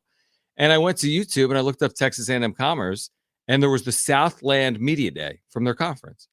So I click on it. It's like a 17-minute video. It had 59 views, right? Or something, 79 views. I don't know what it was. It was from 10 days ago. It had no views. You're right. 10, and I'm watching it, and it was good. I was gleaning information from it. And then on the way out, they were kind of like, hey, you're getting close to your opener against San Diego State. And the head coach, Clint Dolzell, was like, they better be ready for us.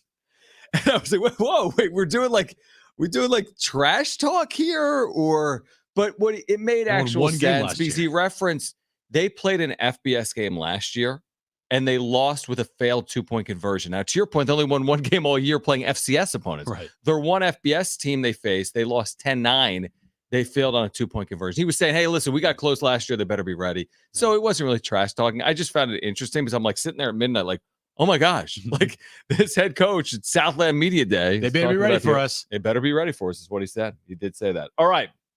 Call right now if you want 2 free tickets to see Luke Bryan at the North Island Credit Union Amphitheater August 8th. Sold out show. We have 2 free tickets. First 2 callers will be our contestants for trivia. We call it Trainwreck Radio. You need to call right now. It's a great giveaway. 877-767-4760. Call right now. 2 free tickets to see Luke Bryan August 8th. Sold out show. First 2 callers will be contestants. Call 877-767-4760. We'll play trivia and Trainwreck Radio next.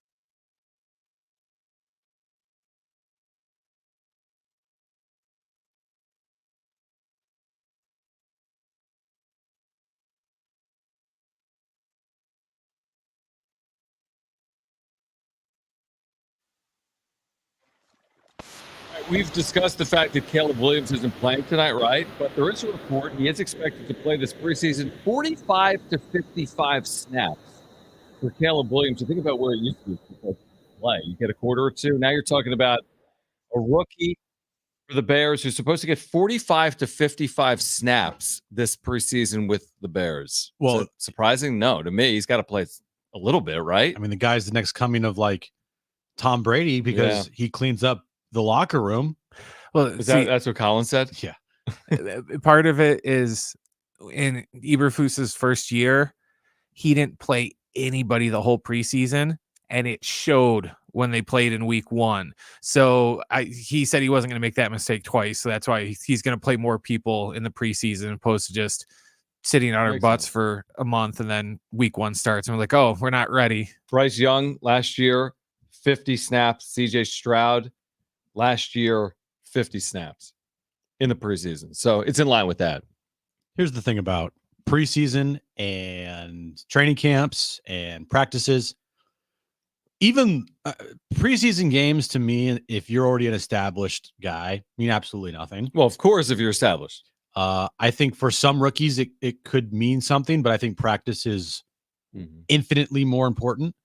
Preseason is about like the 53rd guy on the team. Yeah, definitely. Like that's what it's for. Yeah. And I see way too much of like troll losers that cover teams talking about practices where guys throw interceptions or they don't have good practices and they don't like all they're doing is trying to get clicks and baiting people and starting these dumb narratives.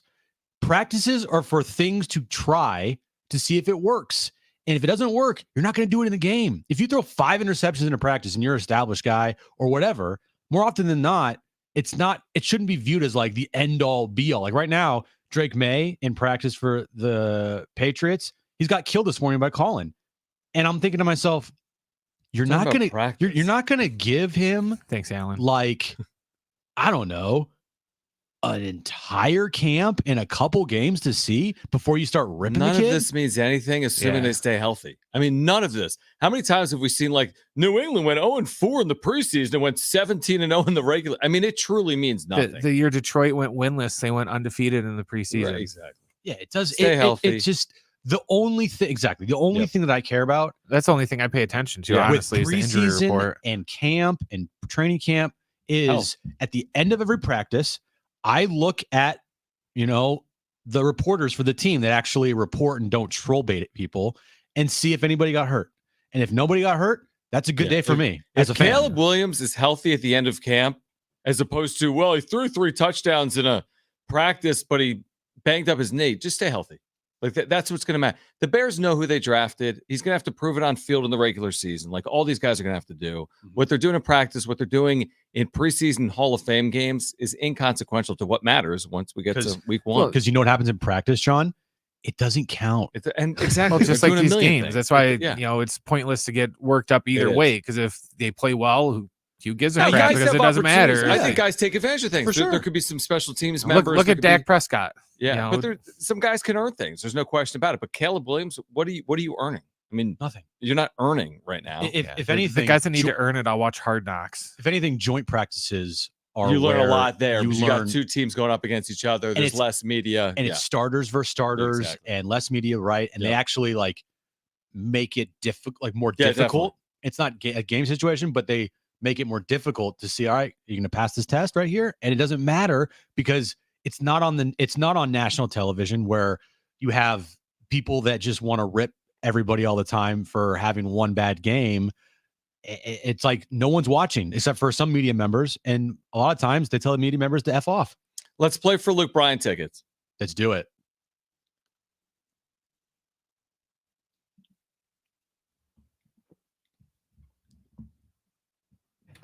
All right, 3 questions, 2 contestants, 1 lifeline. Today's 2 contestants, we have Kevin and we have Bryan. Kevin, you called in first. You have your choice of Jon or Jim. Who do you want to go with? Jon. All right, that streak continues. For like 3 days? Yeah. Bryan, you get Jon. That means Kevin, you get me, okay? Wait. No. Right, no, sorry. No, Kevin. wrong one. Nah, Kevin gets Jon. Bryan gets me, all right? Sounds good. All right, cool. Brent, what's the question? All right, guys, we're talking earlier about the Olympics, and Simone Biles won her 6th gold medal today. There have been 8 U.S. Olympians that have won 8 or more golds. Today's question: name any of those 8 United States athletes with 8 or more gold medals in the Summer Olympics. So we're only talking about the U.S. athletes with 8 or more gold medals in the Summer Olympics. Whoa. All right, Brian, you're up first. What's your first guess? You do have a lifeline if you choose to use it. Michael Phelps. Oh, that's a good one. Easy. On the list. Kevin, you're up next. What's your first guess? You do have a lifeline if you want to use it.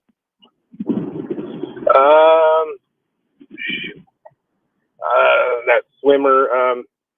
Oh no, that 400 meter. Mark Spitz. Mark Spitz. Well done. Well done. Brian, you're up next. What is your second guess? You do have a lifeline if you choose to use it. Simone Biles. No, you can't say Simone, right? Or can you? She doesn't have 8. Okay, he can say Simone, and it's incorrect. Okay. Yep. Oh, yeah, he said it. Okay. Yeah, I thought you said so. Okay. I did. I She has said in the 6 thing that golds. she has 6. I'm sorry. All right. Kevin, Door's back to open. you. Door is open here. What is your second guess? You do have a lifeline if you want to use it. That swimmer Ledecky from won the gold last night. Katie Ledecky. Katie Ledecky on the list. Now it gets a little tricky for me and you and everybody potentially. I got a name in my head. Oh, really? I do. Brian, you're up next. What You is need your this to final stay guess? alive. You need this to stay alive. What do you got? Carl Lewis. That was my Carl name. Lewis. That was my name. Uh-oh. Kevin, you could win it here with the walk-off. I have one more name. John has a name. If you want to use a lifeline, what's your final guess? We'll use a lifeline. All right, I'm not really sure. I did have Carl Lewis, but wasn't there I'm thinking track and field. I'm thinking Michael Johnson, but 8 sounds like a lot. I'm trying to think where else I'd go there other than track and field. And is there a female I'm missing? What's her? Jackie Joyner Kersey. That's my guess. You take it?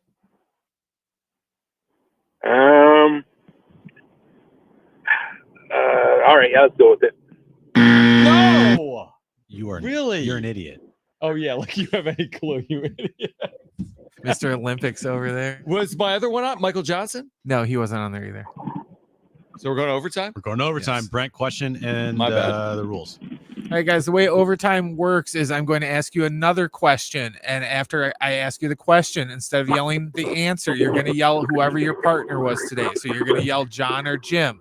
Whoever yells out the name of your partner first, you're going to win the game by getting the question right, or you're going to lose the game by getting the question wrong. Do you guys got it? Got it. Yeah. Okay, today's overtime question. Where did the 2020 Summer Olympics take place? John. I heard John. What do you got, Kevin? Tokyo. That is correct for the win. Oh, Summer Games good in job. Tokyo. Actually, technically in 2021, they were called the 2020 Summer Olympics. We came through again. Team John always. We came through, Jim. Jackie Joyner Kersey. You did nothing. How many did she have? Do you have that on the list? Not that she had less than 5. I think 7. All right, who's on this Still list? was wrong. Let's see who's on this list. All right, Michael Phelps is number 1. He had 23 golds. Is that good? Then Mark Spitz, he had 9. Carl Lewis had 9. Jenny Thompson, she's got the most gold medals for a U.S. woman. She was a track and field person. No, swimmer. A lot of these are swimmers. Track Then and field Katie swimmer. Ledecky, Matt Bondi had 8. Ray Uri had 8. Caleb Dressel had 8, and he was the last one. Swimmer. A lot of swimmers. That was impossible. There were 3 gimmies, 4 gimmies. After that, it was hard. Ledecky, It was Phelps. Yeah. Carl Lewis. Carl Lewis. All right, Spitz. We're getting you ready for the kickoff of a 3-game series at Petco Park tomorrow between the Padres and the Rockies in the 5 o'clock hour. Plus your text 70470. Start your message with the word team. Can the Padres keep the momentum going? Plus, we'll turn our attention to the NFL as well. Hour 3 of Jon and Jim. It comes your way next.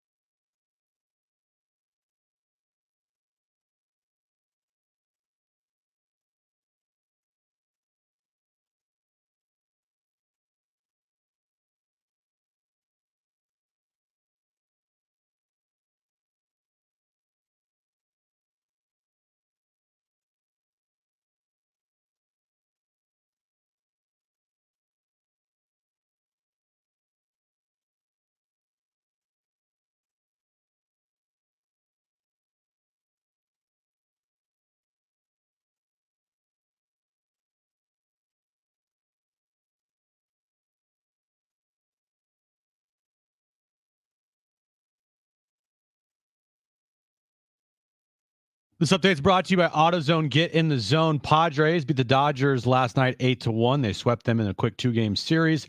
They also officially clinched a season series victory over the Dodgers. First time since 2010 that has happened. They're off today. They start a 3-game series with the Rockies starting tomorrow night at Petco Park. Other news in baseball today, not good news. Mike Trout, he's going to miss the remainder of the season after he tore his meniscus in a rehab start. And football is back, kinda. Hall of Fame game tonight. Bears take on the Texans. And why it's kinda, because no starters will play in the game for either team. Kickoff here in moments. Starting stronger starts at AutoZone, where they've got battery solutions in the form of free battery testing, free battery charging, and replacement batteries that fit your needs. That's what makes them America's #1 battery destination. Get in the zone, AutoZone.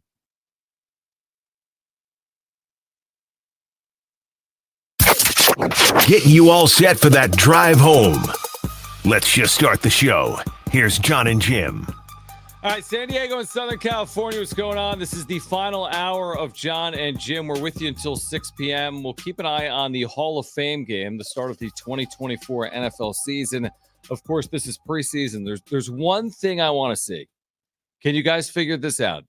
There's one thing I'm actually fascinated to see, that I almost have to see, that's going to be happening in I know what it is. Mere moments. I know what it is. The kickoff. The kickoff rule will be implemented tonight. Let me just read this for everyone, because if you're listening to us, it's not like you're going to be watching and listening to this at the same time. This is the rule.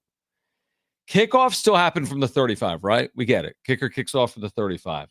The rest of the kickoff team will line up on the receiving team's 40. Think about that. So another 25 yards down the field, past the kicker, the rest of his team. The team receiving the ball lines up at the 35-yard line, except the return men. No one from either team can move until the ball hits the ground or is caught by a returner. Yeah, I'm confused. Exactly. That's why I'm curious to see it. I'll just wait until you see it in motion. I just want to see it happen. They've released videos of the kickoff for like Madden videos and stuff. Yeah, it's like in that. Madden, by the way. Yeah, it's even. Put it this way: it's even more confusing when you see it like actually happen than when they just describe it. I'm definitely confused by it. It's not a part of the college game, thank goodness. For me, because I'll be calling college games this year. It's probably coming to college football at some point. This is a safety. Yeah, that's the one good thing about college football. They're just like, hey, we're just going to do our thing. We're not going to like go, oh, well, the NFL's doing this, so we have to do it. It's like, oh, they changed their overtime rules. Well, we don't care. We're going to keep our overtime rules. And yeah, I don't know what it's going to look like. I don't know the pros and cons of it. I think it has to do with safety. It might have to do with more returns. I have no idea what they're trying to accomplish. I think it's about safety. 100% about safety. Safety, and they claim it's going to give us more returns because there's been too many touchbacks. More excitement. Gotcha. Yeah. Did you also see the rule that I don't have it in front of me? I just briefly saw it about onside kicks. Oh yeah, I saw that the other day. What's new there? I have to find it, but essentially they have to let their team know they're doing it, and they can't do it. They can't have like a sneak attack. Well, that onside makes kick. sense because of the new rule. How would you do it with the new rule? Nobody's even over there. Well, and you're not allowed to. If you're winning, you're not allowed to do an onside kick. You're only allowed to do it if you're losing. You know, not like you'd want to do it, but still. Huh? Here's the thing. Here's what I would say. There were no issues. Now, if there's a safety issue, okay, I get it. If it's a safety thing, I do get it. But like nobody was like, man, fix your kickoffs. You know what I mean? From a fan perspective, people weren't like, fix your kickoffs. Now, I see it as a way to get commercial breaks in. Someone scores, the dude kicks the ball through the end zone. Yeah, it's kind of stupid. Then they go back to commercials. Not a lot of action there. So to Brent's point, maybe you get some more action, but I don't recall anyone saying when they're sitting on their couch drinking Miller Lite, like, man, if they just fix the kickoff rule, I'd be watching the NFL. The kickoff is just blah, and I don't think this is going to make people like not go to the bathroom during a kickoff, because that's probably plays a little factor. Like, hey, we want to make sure everybody stays in front of their television all the time. Like, no, it doesn't. It's still a kickoff. It's still a kickoff. Right. Yeah, these new kickoff rules aren't going to create the next generation of Devin Hesters or anything like that. I think it's something that it's going to last like a year or two, and then they're going to go, yeah, that was kind of stupid. We're going to go back. I mean, The Athletic says this is the most significant rule change in professional football in 25 plus years. Yeah.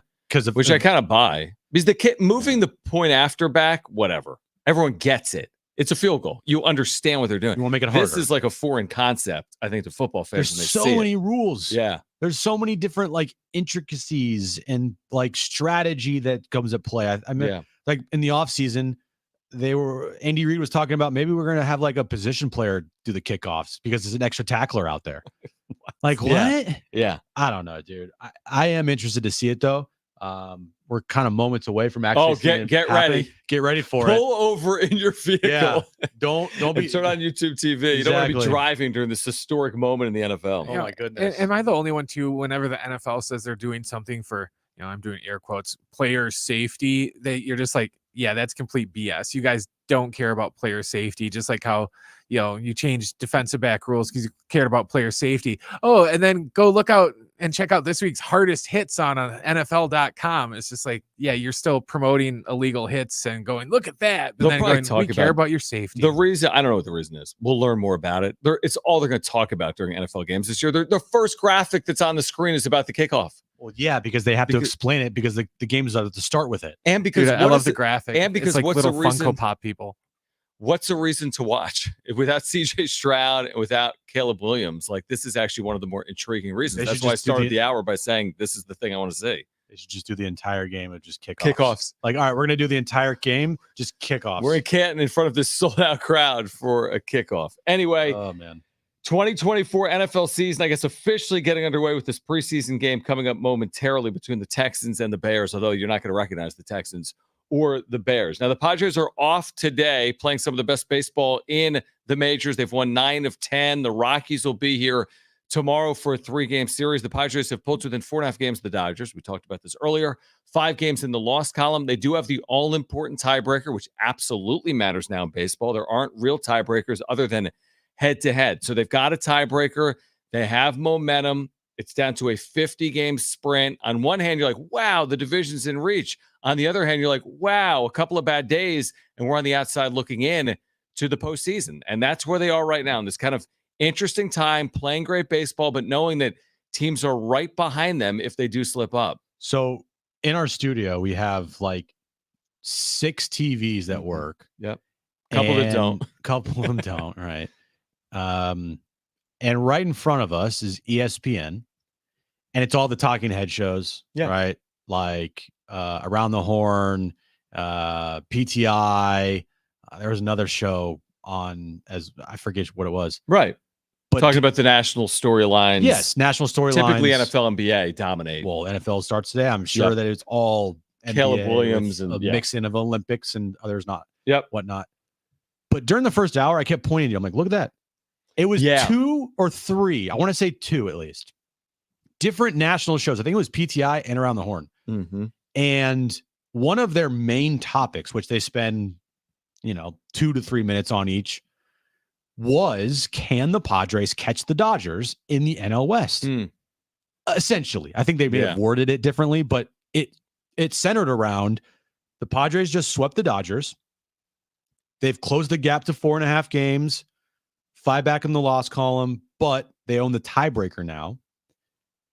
And can the Padres catch the Dodgers? And I thought it was fascinating to see that on national television on ESPN that never talks baseball unless it's the World Series or something there's a crazy benches happens. Clearing brawl or Ohtani does something. Never talks baseball. They could care less about it. And they're spending part of their first blocks talking about can the Padres catch the Dodgers? I do think it actually speaks to 2 things. One of which is the Dodgers. It's the Dodgers. The Dodgers are nationally relevant. We get it. Ohtani, whatever. LA. But here's the other thing. The Dodgers Padres does have more cachet than it previously had. It's never going to be Dodgers Giants. It's just like Michigan, Ohio State's going to be bigger than Michigan State. Okay, that's fine. That doesn't mean the Dodgers and Padres can't be rivals. I absolutely think they are. And I only think it's increased over the last handful of years, this decade. I do think among baseball fans, it is relevant. It's not Red Sox, Yankees, but that's okay. In today's baseball, there's something there. There's some animosity between the fan bases. Also, there's been back and forth between the clubs. The Padres beat the Dodgers in 2022 in the postseason. They lost to the Dodgers in 2020 in the postseason. So there's something to be said for it. But I do think it speaks to that Dodgers Padres has been elevated in recent years. It's not just would they say it if it was Dodgers Rockies? Like if the Rockies were 4.5 back, no, would they they I don't wouldn't. think they'd say it. No, it's the Dodgers that have elevated that conversation to the national level. I agree with you. It's unfortunate that it's only the Dodgers, but at the same time, who cares? At least the Padres are being mentioned and talked about on a national stage and ESPN about, hey, can they catch the Dodgers? Now, we just watched kickoff, John. Are you like... I think it's the greatest thing that's ever happened. Can we hear it, Brent? Because this is on ESPN tonight with Joe Buck and Troy Aikman. Yeah. This is what it sounds like. The new landing NFL zone kickoff rule being implemented. Now it's on TV. Who knows what they describe? But they're trying to explain it on television with cameras and all this technology. This is the opening kickoff with brand new kickoff rules in the National Football League. That is the landing zone from the 20 back to the goal line. Cairo Santos will kick it away, and we're going to be talking about this all night, so it's hard not to jam everything into this next 5 seconds. Let's just watch this first one and see what happens. Yeah, let's enjoy this one. We're hoping for a lot of these by the time the night's over, but you never know in these preseason games. This one will be returned by Sims. And he's out to the 26, and that is it. What did we just We're going to replay it. So the reason from first glance, for this major rule change. From first glance, I think that you're going to see a lot more kickoff return for touchdowns. Well, you will, because previously you saw 0 because everyone was kicking it out through the end zone. Yeah. So there were no chances. Now there's more chances to return. But even then, if the ball was kicked to like the goal line or the 1, there was layers to things happening there. Yeah. There's like a line. If you get past that line somehow, You're gone. You're gone. There's nobody in the back You're right. besides the kicker. You're gonna have to see it. It's not the greatest radio, honestly, to explain it. We don't have any clue what's happening. No. And we're seeing it for a first time too. You're gonna see it tonight. It's all they're gonna talk about. It's almost like watching something that it's almost like it's a completely foreign concept. I've watched football my whole life. I'm like, what are they doing? Oh, it doesn't look What right is at that? all. You know? It's completely wrong. Yeah. When I potted down, Joe Buck said that the NFL reason that they gave him was they're trying to make the kickoff exciting again. Okay. So that's what. So maybe less safety and actually more about and then action. player safety was like the third thing. But you can see it there. Like if you There'll get be some past that returns, first yeah. line of defense, But what if we see? Are we gonna have a game? I'll give you an issue with it because right now it's very rare, like you said, to have a kick return touchdown. Are we gonna have a game with like 3 kick return touchdowns? It's like maybe that's crazy. It's definitely going to be something for special team coaches and teams to emphasize way more than they did before. Right. Are the Niners going to win a Super Bowl on the landing zone violation or something? I don't want to even talk about it. You know what I mean? But before, you just basically said to your kicker, boom that out the back of the end zone. Now I don't think you're allowed to. You're not There's allowed a landing zone. You have to hit in the landing zone. What if you kick it outside of the landing zone? Then I think you get to Start at the 30 35 or something.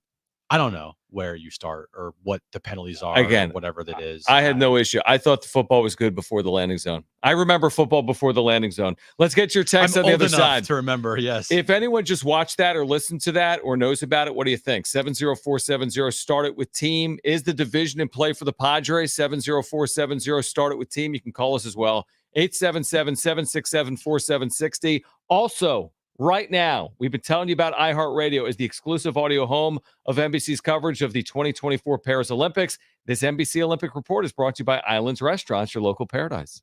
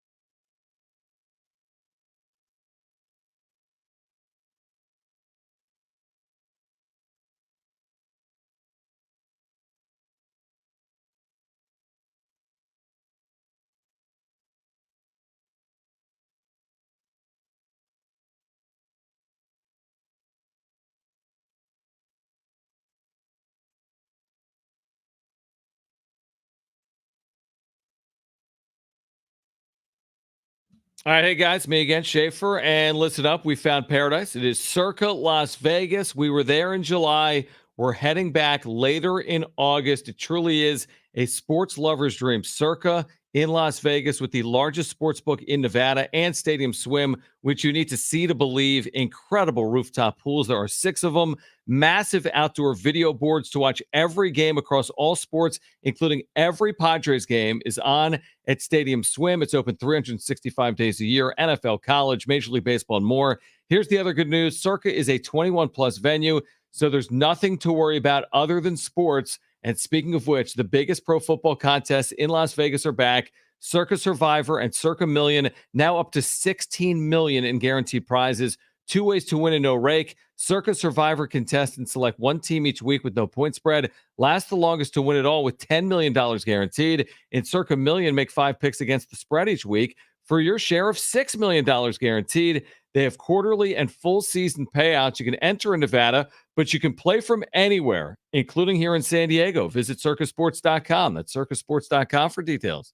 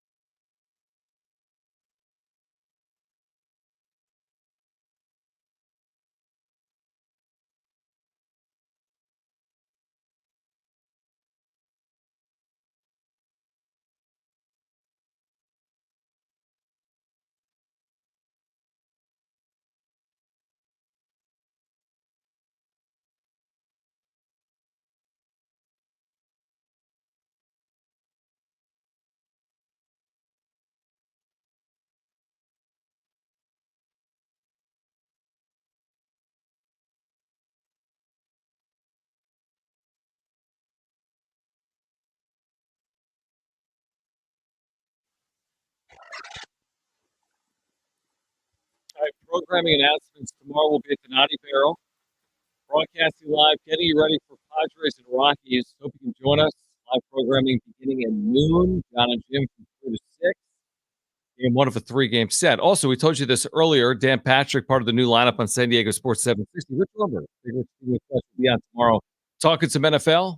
The new kickoff rule probably will come up with Dan Patrick. Rich will be on tomorrow morning at 7 a.m. Hopefully you can listen right here on San Diego Sports 760. Now, back downtown. We haven't been there in a few weeks. Padres have been on the road. Mm-hmm. We get the band back together, get some food, get some drinks. Hopefully people will swing by. We've seen a lot of Padres fans, listeners of the show swing by this season. So hopefully some people swing by tomorrow afternoon. Yeah, we're only there, John, 3 more times. Including tomorrow? In the regular season. Including tomorrow. That's it? No. Tomorrow plus 3, right? There's 2 months left. There's no way there's only 3 with tomorrow. It's got to be 4.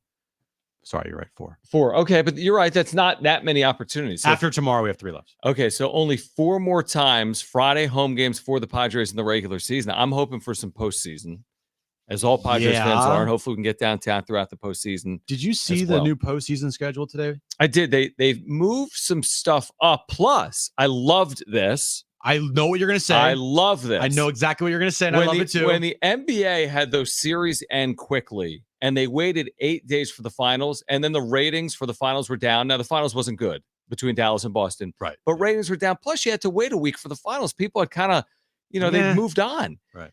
What Major League Baseball is doing for a first time is if the championship series this year go 5 games or fewer in both leagues, they'll move the World Series up 3 days, which is so smart. What are we waiting for? It's all about television, but let's use our heads. Yes. Let's be smart about it. It is whatever.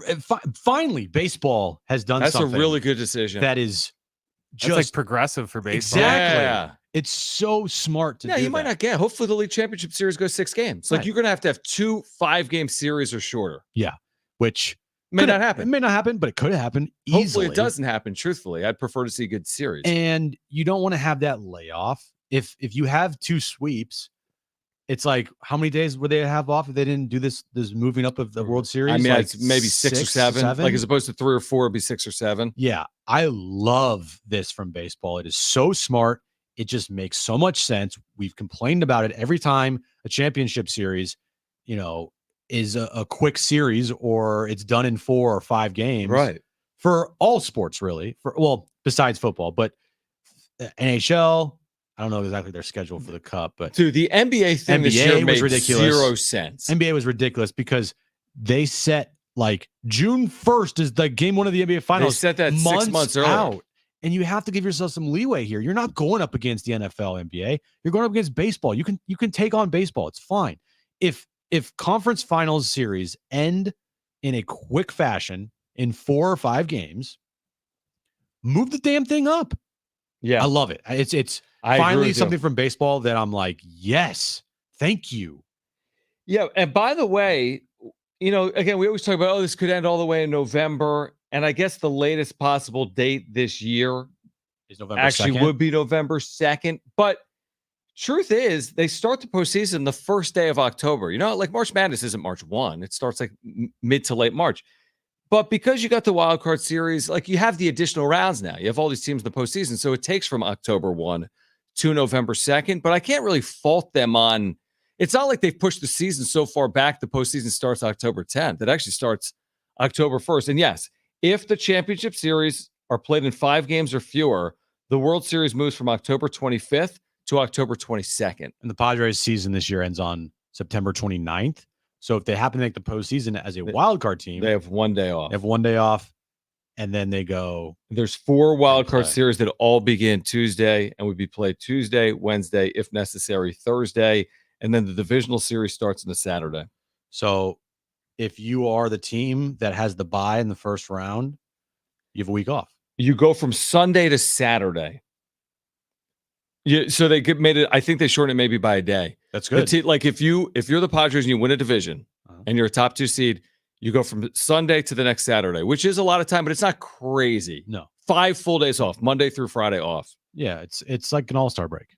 That's exactly right. With 1 additional day, you can live with it. Again, teams have been like caught off guard or out of rhythm as a result, you could argue, but I think you'd prefer not to play the series than to play it. Because we know baseball's an everyday sport. So why not have your postseason be as close to an everyday sport as possible? It just makes sense. Now I do like idea, like obviously in the championship series, it's alternating days. So when the American League plays the ALCS, then the National League plays the following day, and they don't play on the same days, which is nice. They play on the same days, but cover up off days. So like day 1 will be ALCS game 1, day 2 will be ALCS game 2 and NLCS game 1. Gotcha. Okay. And then the ALCS will have a day off then, and LCS will play game 2. And then as the series goes on, then it's like alternating. Yep. But it's you have to jam pack another round into October. And I think that baseball did something right here. I think you're right. All right. We will get your text on the other side if you want to get those in. Thoughts on the new NFL kickoff rule? We missed the kickoff. We missed one. Oh, no. Thoughts on, are the Padres really in this thing in the NL West or not? 70470, start it with team, or 877-767-4760. Your texts and calls are next.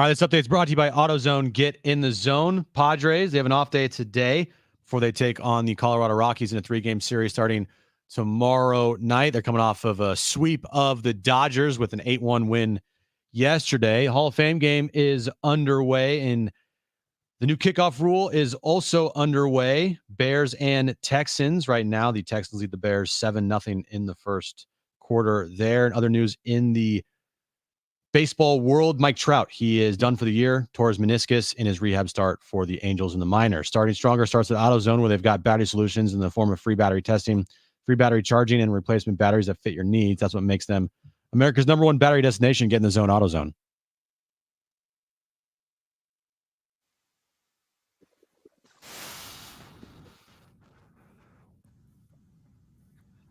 All right, 70470. You can start your message with the word team. Jon Jim with you until 6 p.m. Jim's back page is coming up. There's a lot of people that are weighing in right now. Jim, on the line on the NFL kickoff rule changes with the landing zone. So, actually, this has nothing to do with that. About to read this 703 number? No, I'm not reading that. I was actually going to read this from the 6 month. You can if you want, but I wasn't reading that. But yeah, what do you want to read? The only landing zone I'm familiar with is the landing strip. Okay. Well, like an airport. You're going to be in an airport. You're going to be in an airport this Saturday. Correct. I'll be. Jim has said multiple times this week, Brian, he's like, man, I'm not ready. I'm just not ready to fly. I'm like, you're not the pilot. You have I'm not saying I'm flying the plane. You're stretching your legs out like, man, I'm not ready for this. I'm like, you're sitting. Stretching because I've been sitting all day. But when you stretch, you're like, I'm not ready for this plane. God, get ready to fly this plane. You're in your 30s. You have to sit there, get up a few times, drink some water, walk around.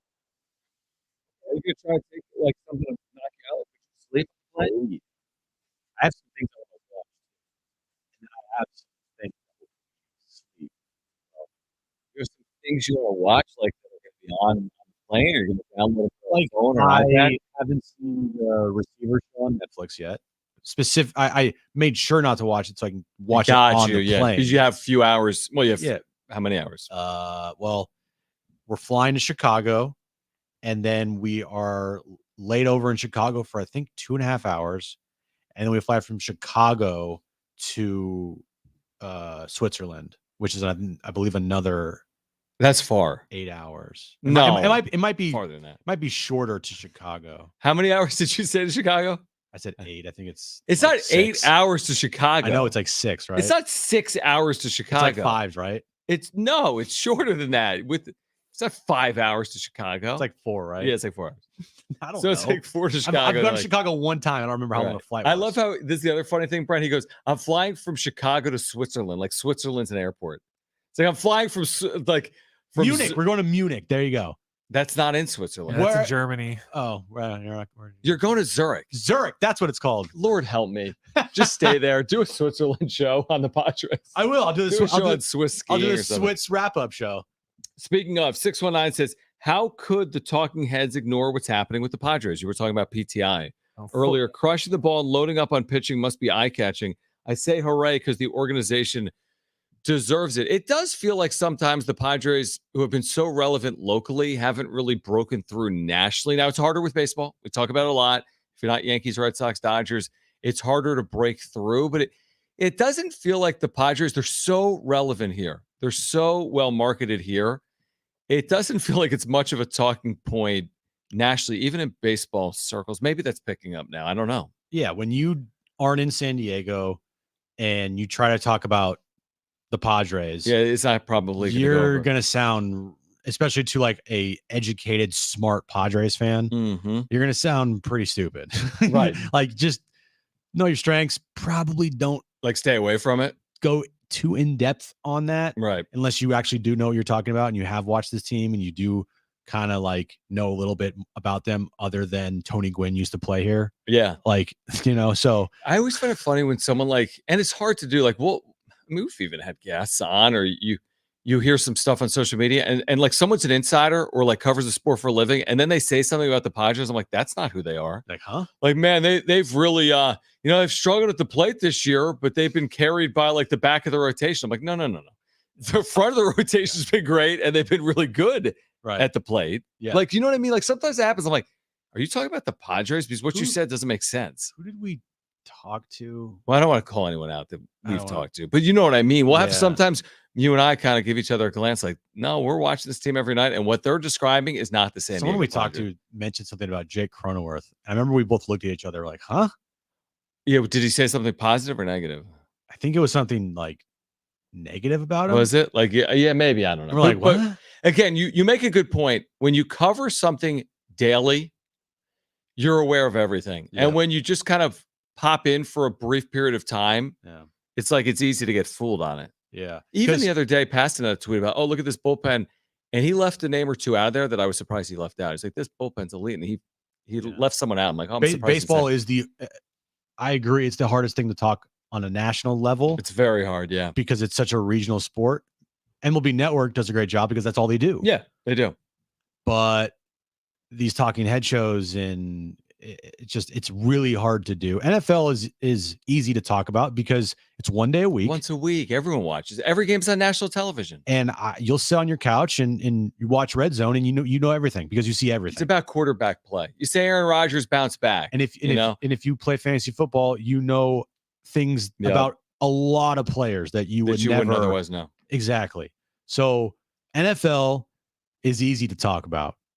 Baseball is hard to talk about if you don't care and if you don't live in San Diego or watch the Padres on a daily basis. Which is why I think a lot of people turn to us. Like it's not, you don't get what we're trying to accomplish everywhere because if you're, you can only kind of get that with local every day. That's why local's so day important. in, day out. And we try to bring that to San Diego sports fans, Padres, Aztec, San Diego sports.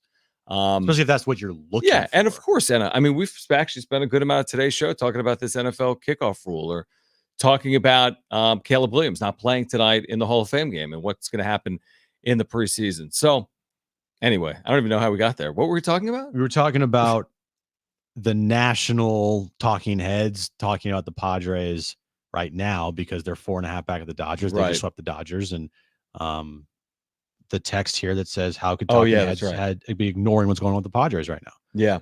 360 says Morosi. John Morosi is all about the Padres right now, too. Well, John Morosi also is like a guy that covers baseball for his job, 100%. his living. He's not a guy that has a show on. Yeah, you're right. It's not Colin Cowherd who all of a sudden has gone all in on a Major League Baseball team. Right. And even if he did, he would not sound very educated on it because he doesn't. Because he's not watching. Not watching. Yeah. Exactly. Yeah. Exactly. So. All right. So 70470. You can start your message with the word team. Again, for tomorrow, please join us. We're going to be at the Naughty Barrel downtown, 9th and Market, 2 blocks from Petco Park. Jon and Jim from 3 to 6. J-Riff's going to be down there doing a show from 12 to 3. Is J-Riff with Frankie tomorrow? Yeah, him and Frankie V. Frankie V returning to the station. He was here earlier this week. So J-Riff, Frankie V tomorrow from 12 to 3. Jon and Jim from 3 to 6. They've got food specials, happy hour specials. Get ready for the weekend. Padres Rockies with us tomorrow on San Diego Sports 760. Your text plus Jim's back page coming your way next on Jon and Jim.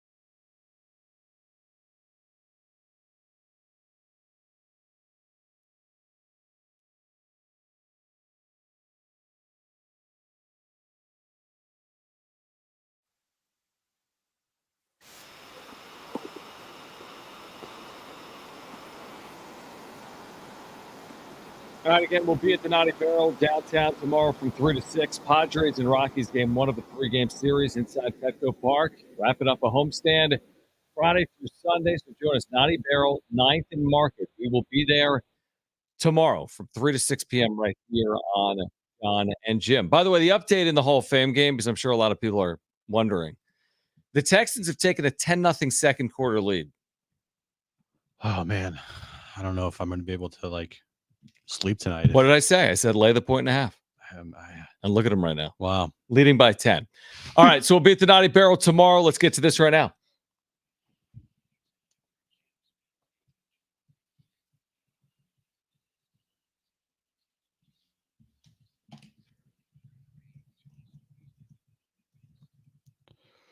So usually after the Olympic Games, they do a passing of the torch to the next city that will be hosting the next Olympic Games. This time it will be LA in 2028. Mm-hmm. And it's like a ceremony, and they have maybe somebody that's famous from that country or place or whatnot.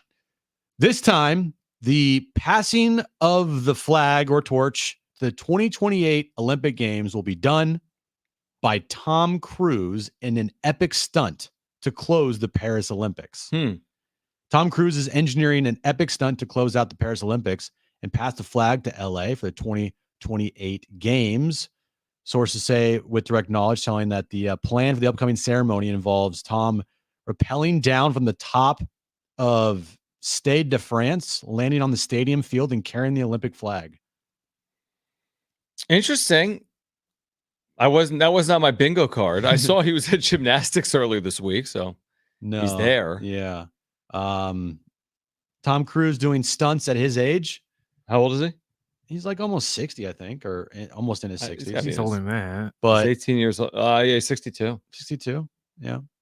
Tom actually has been involved in Olympic ceremonies before. 2004, he helped carry the torch through LA as part of the relay across the globe ahead of the Summer Olympics in Athens, Greece that year. Nothing says LA Olympics like Tom Cruise, who was born in Syracuse, New York, as your, I don't know, Olympic flame guy. All right. I'll be watching the closing ceremonies.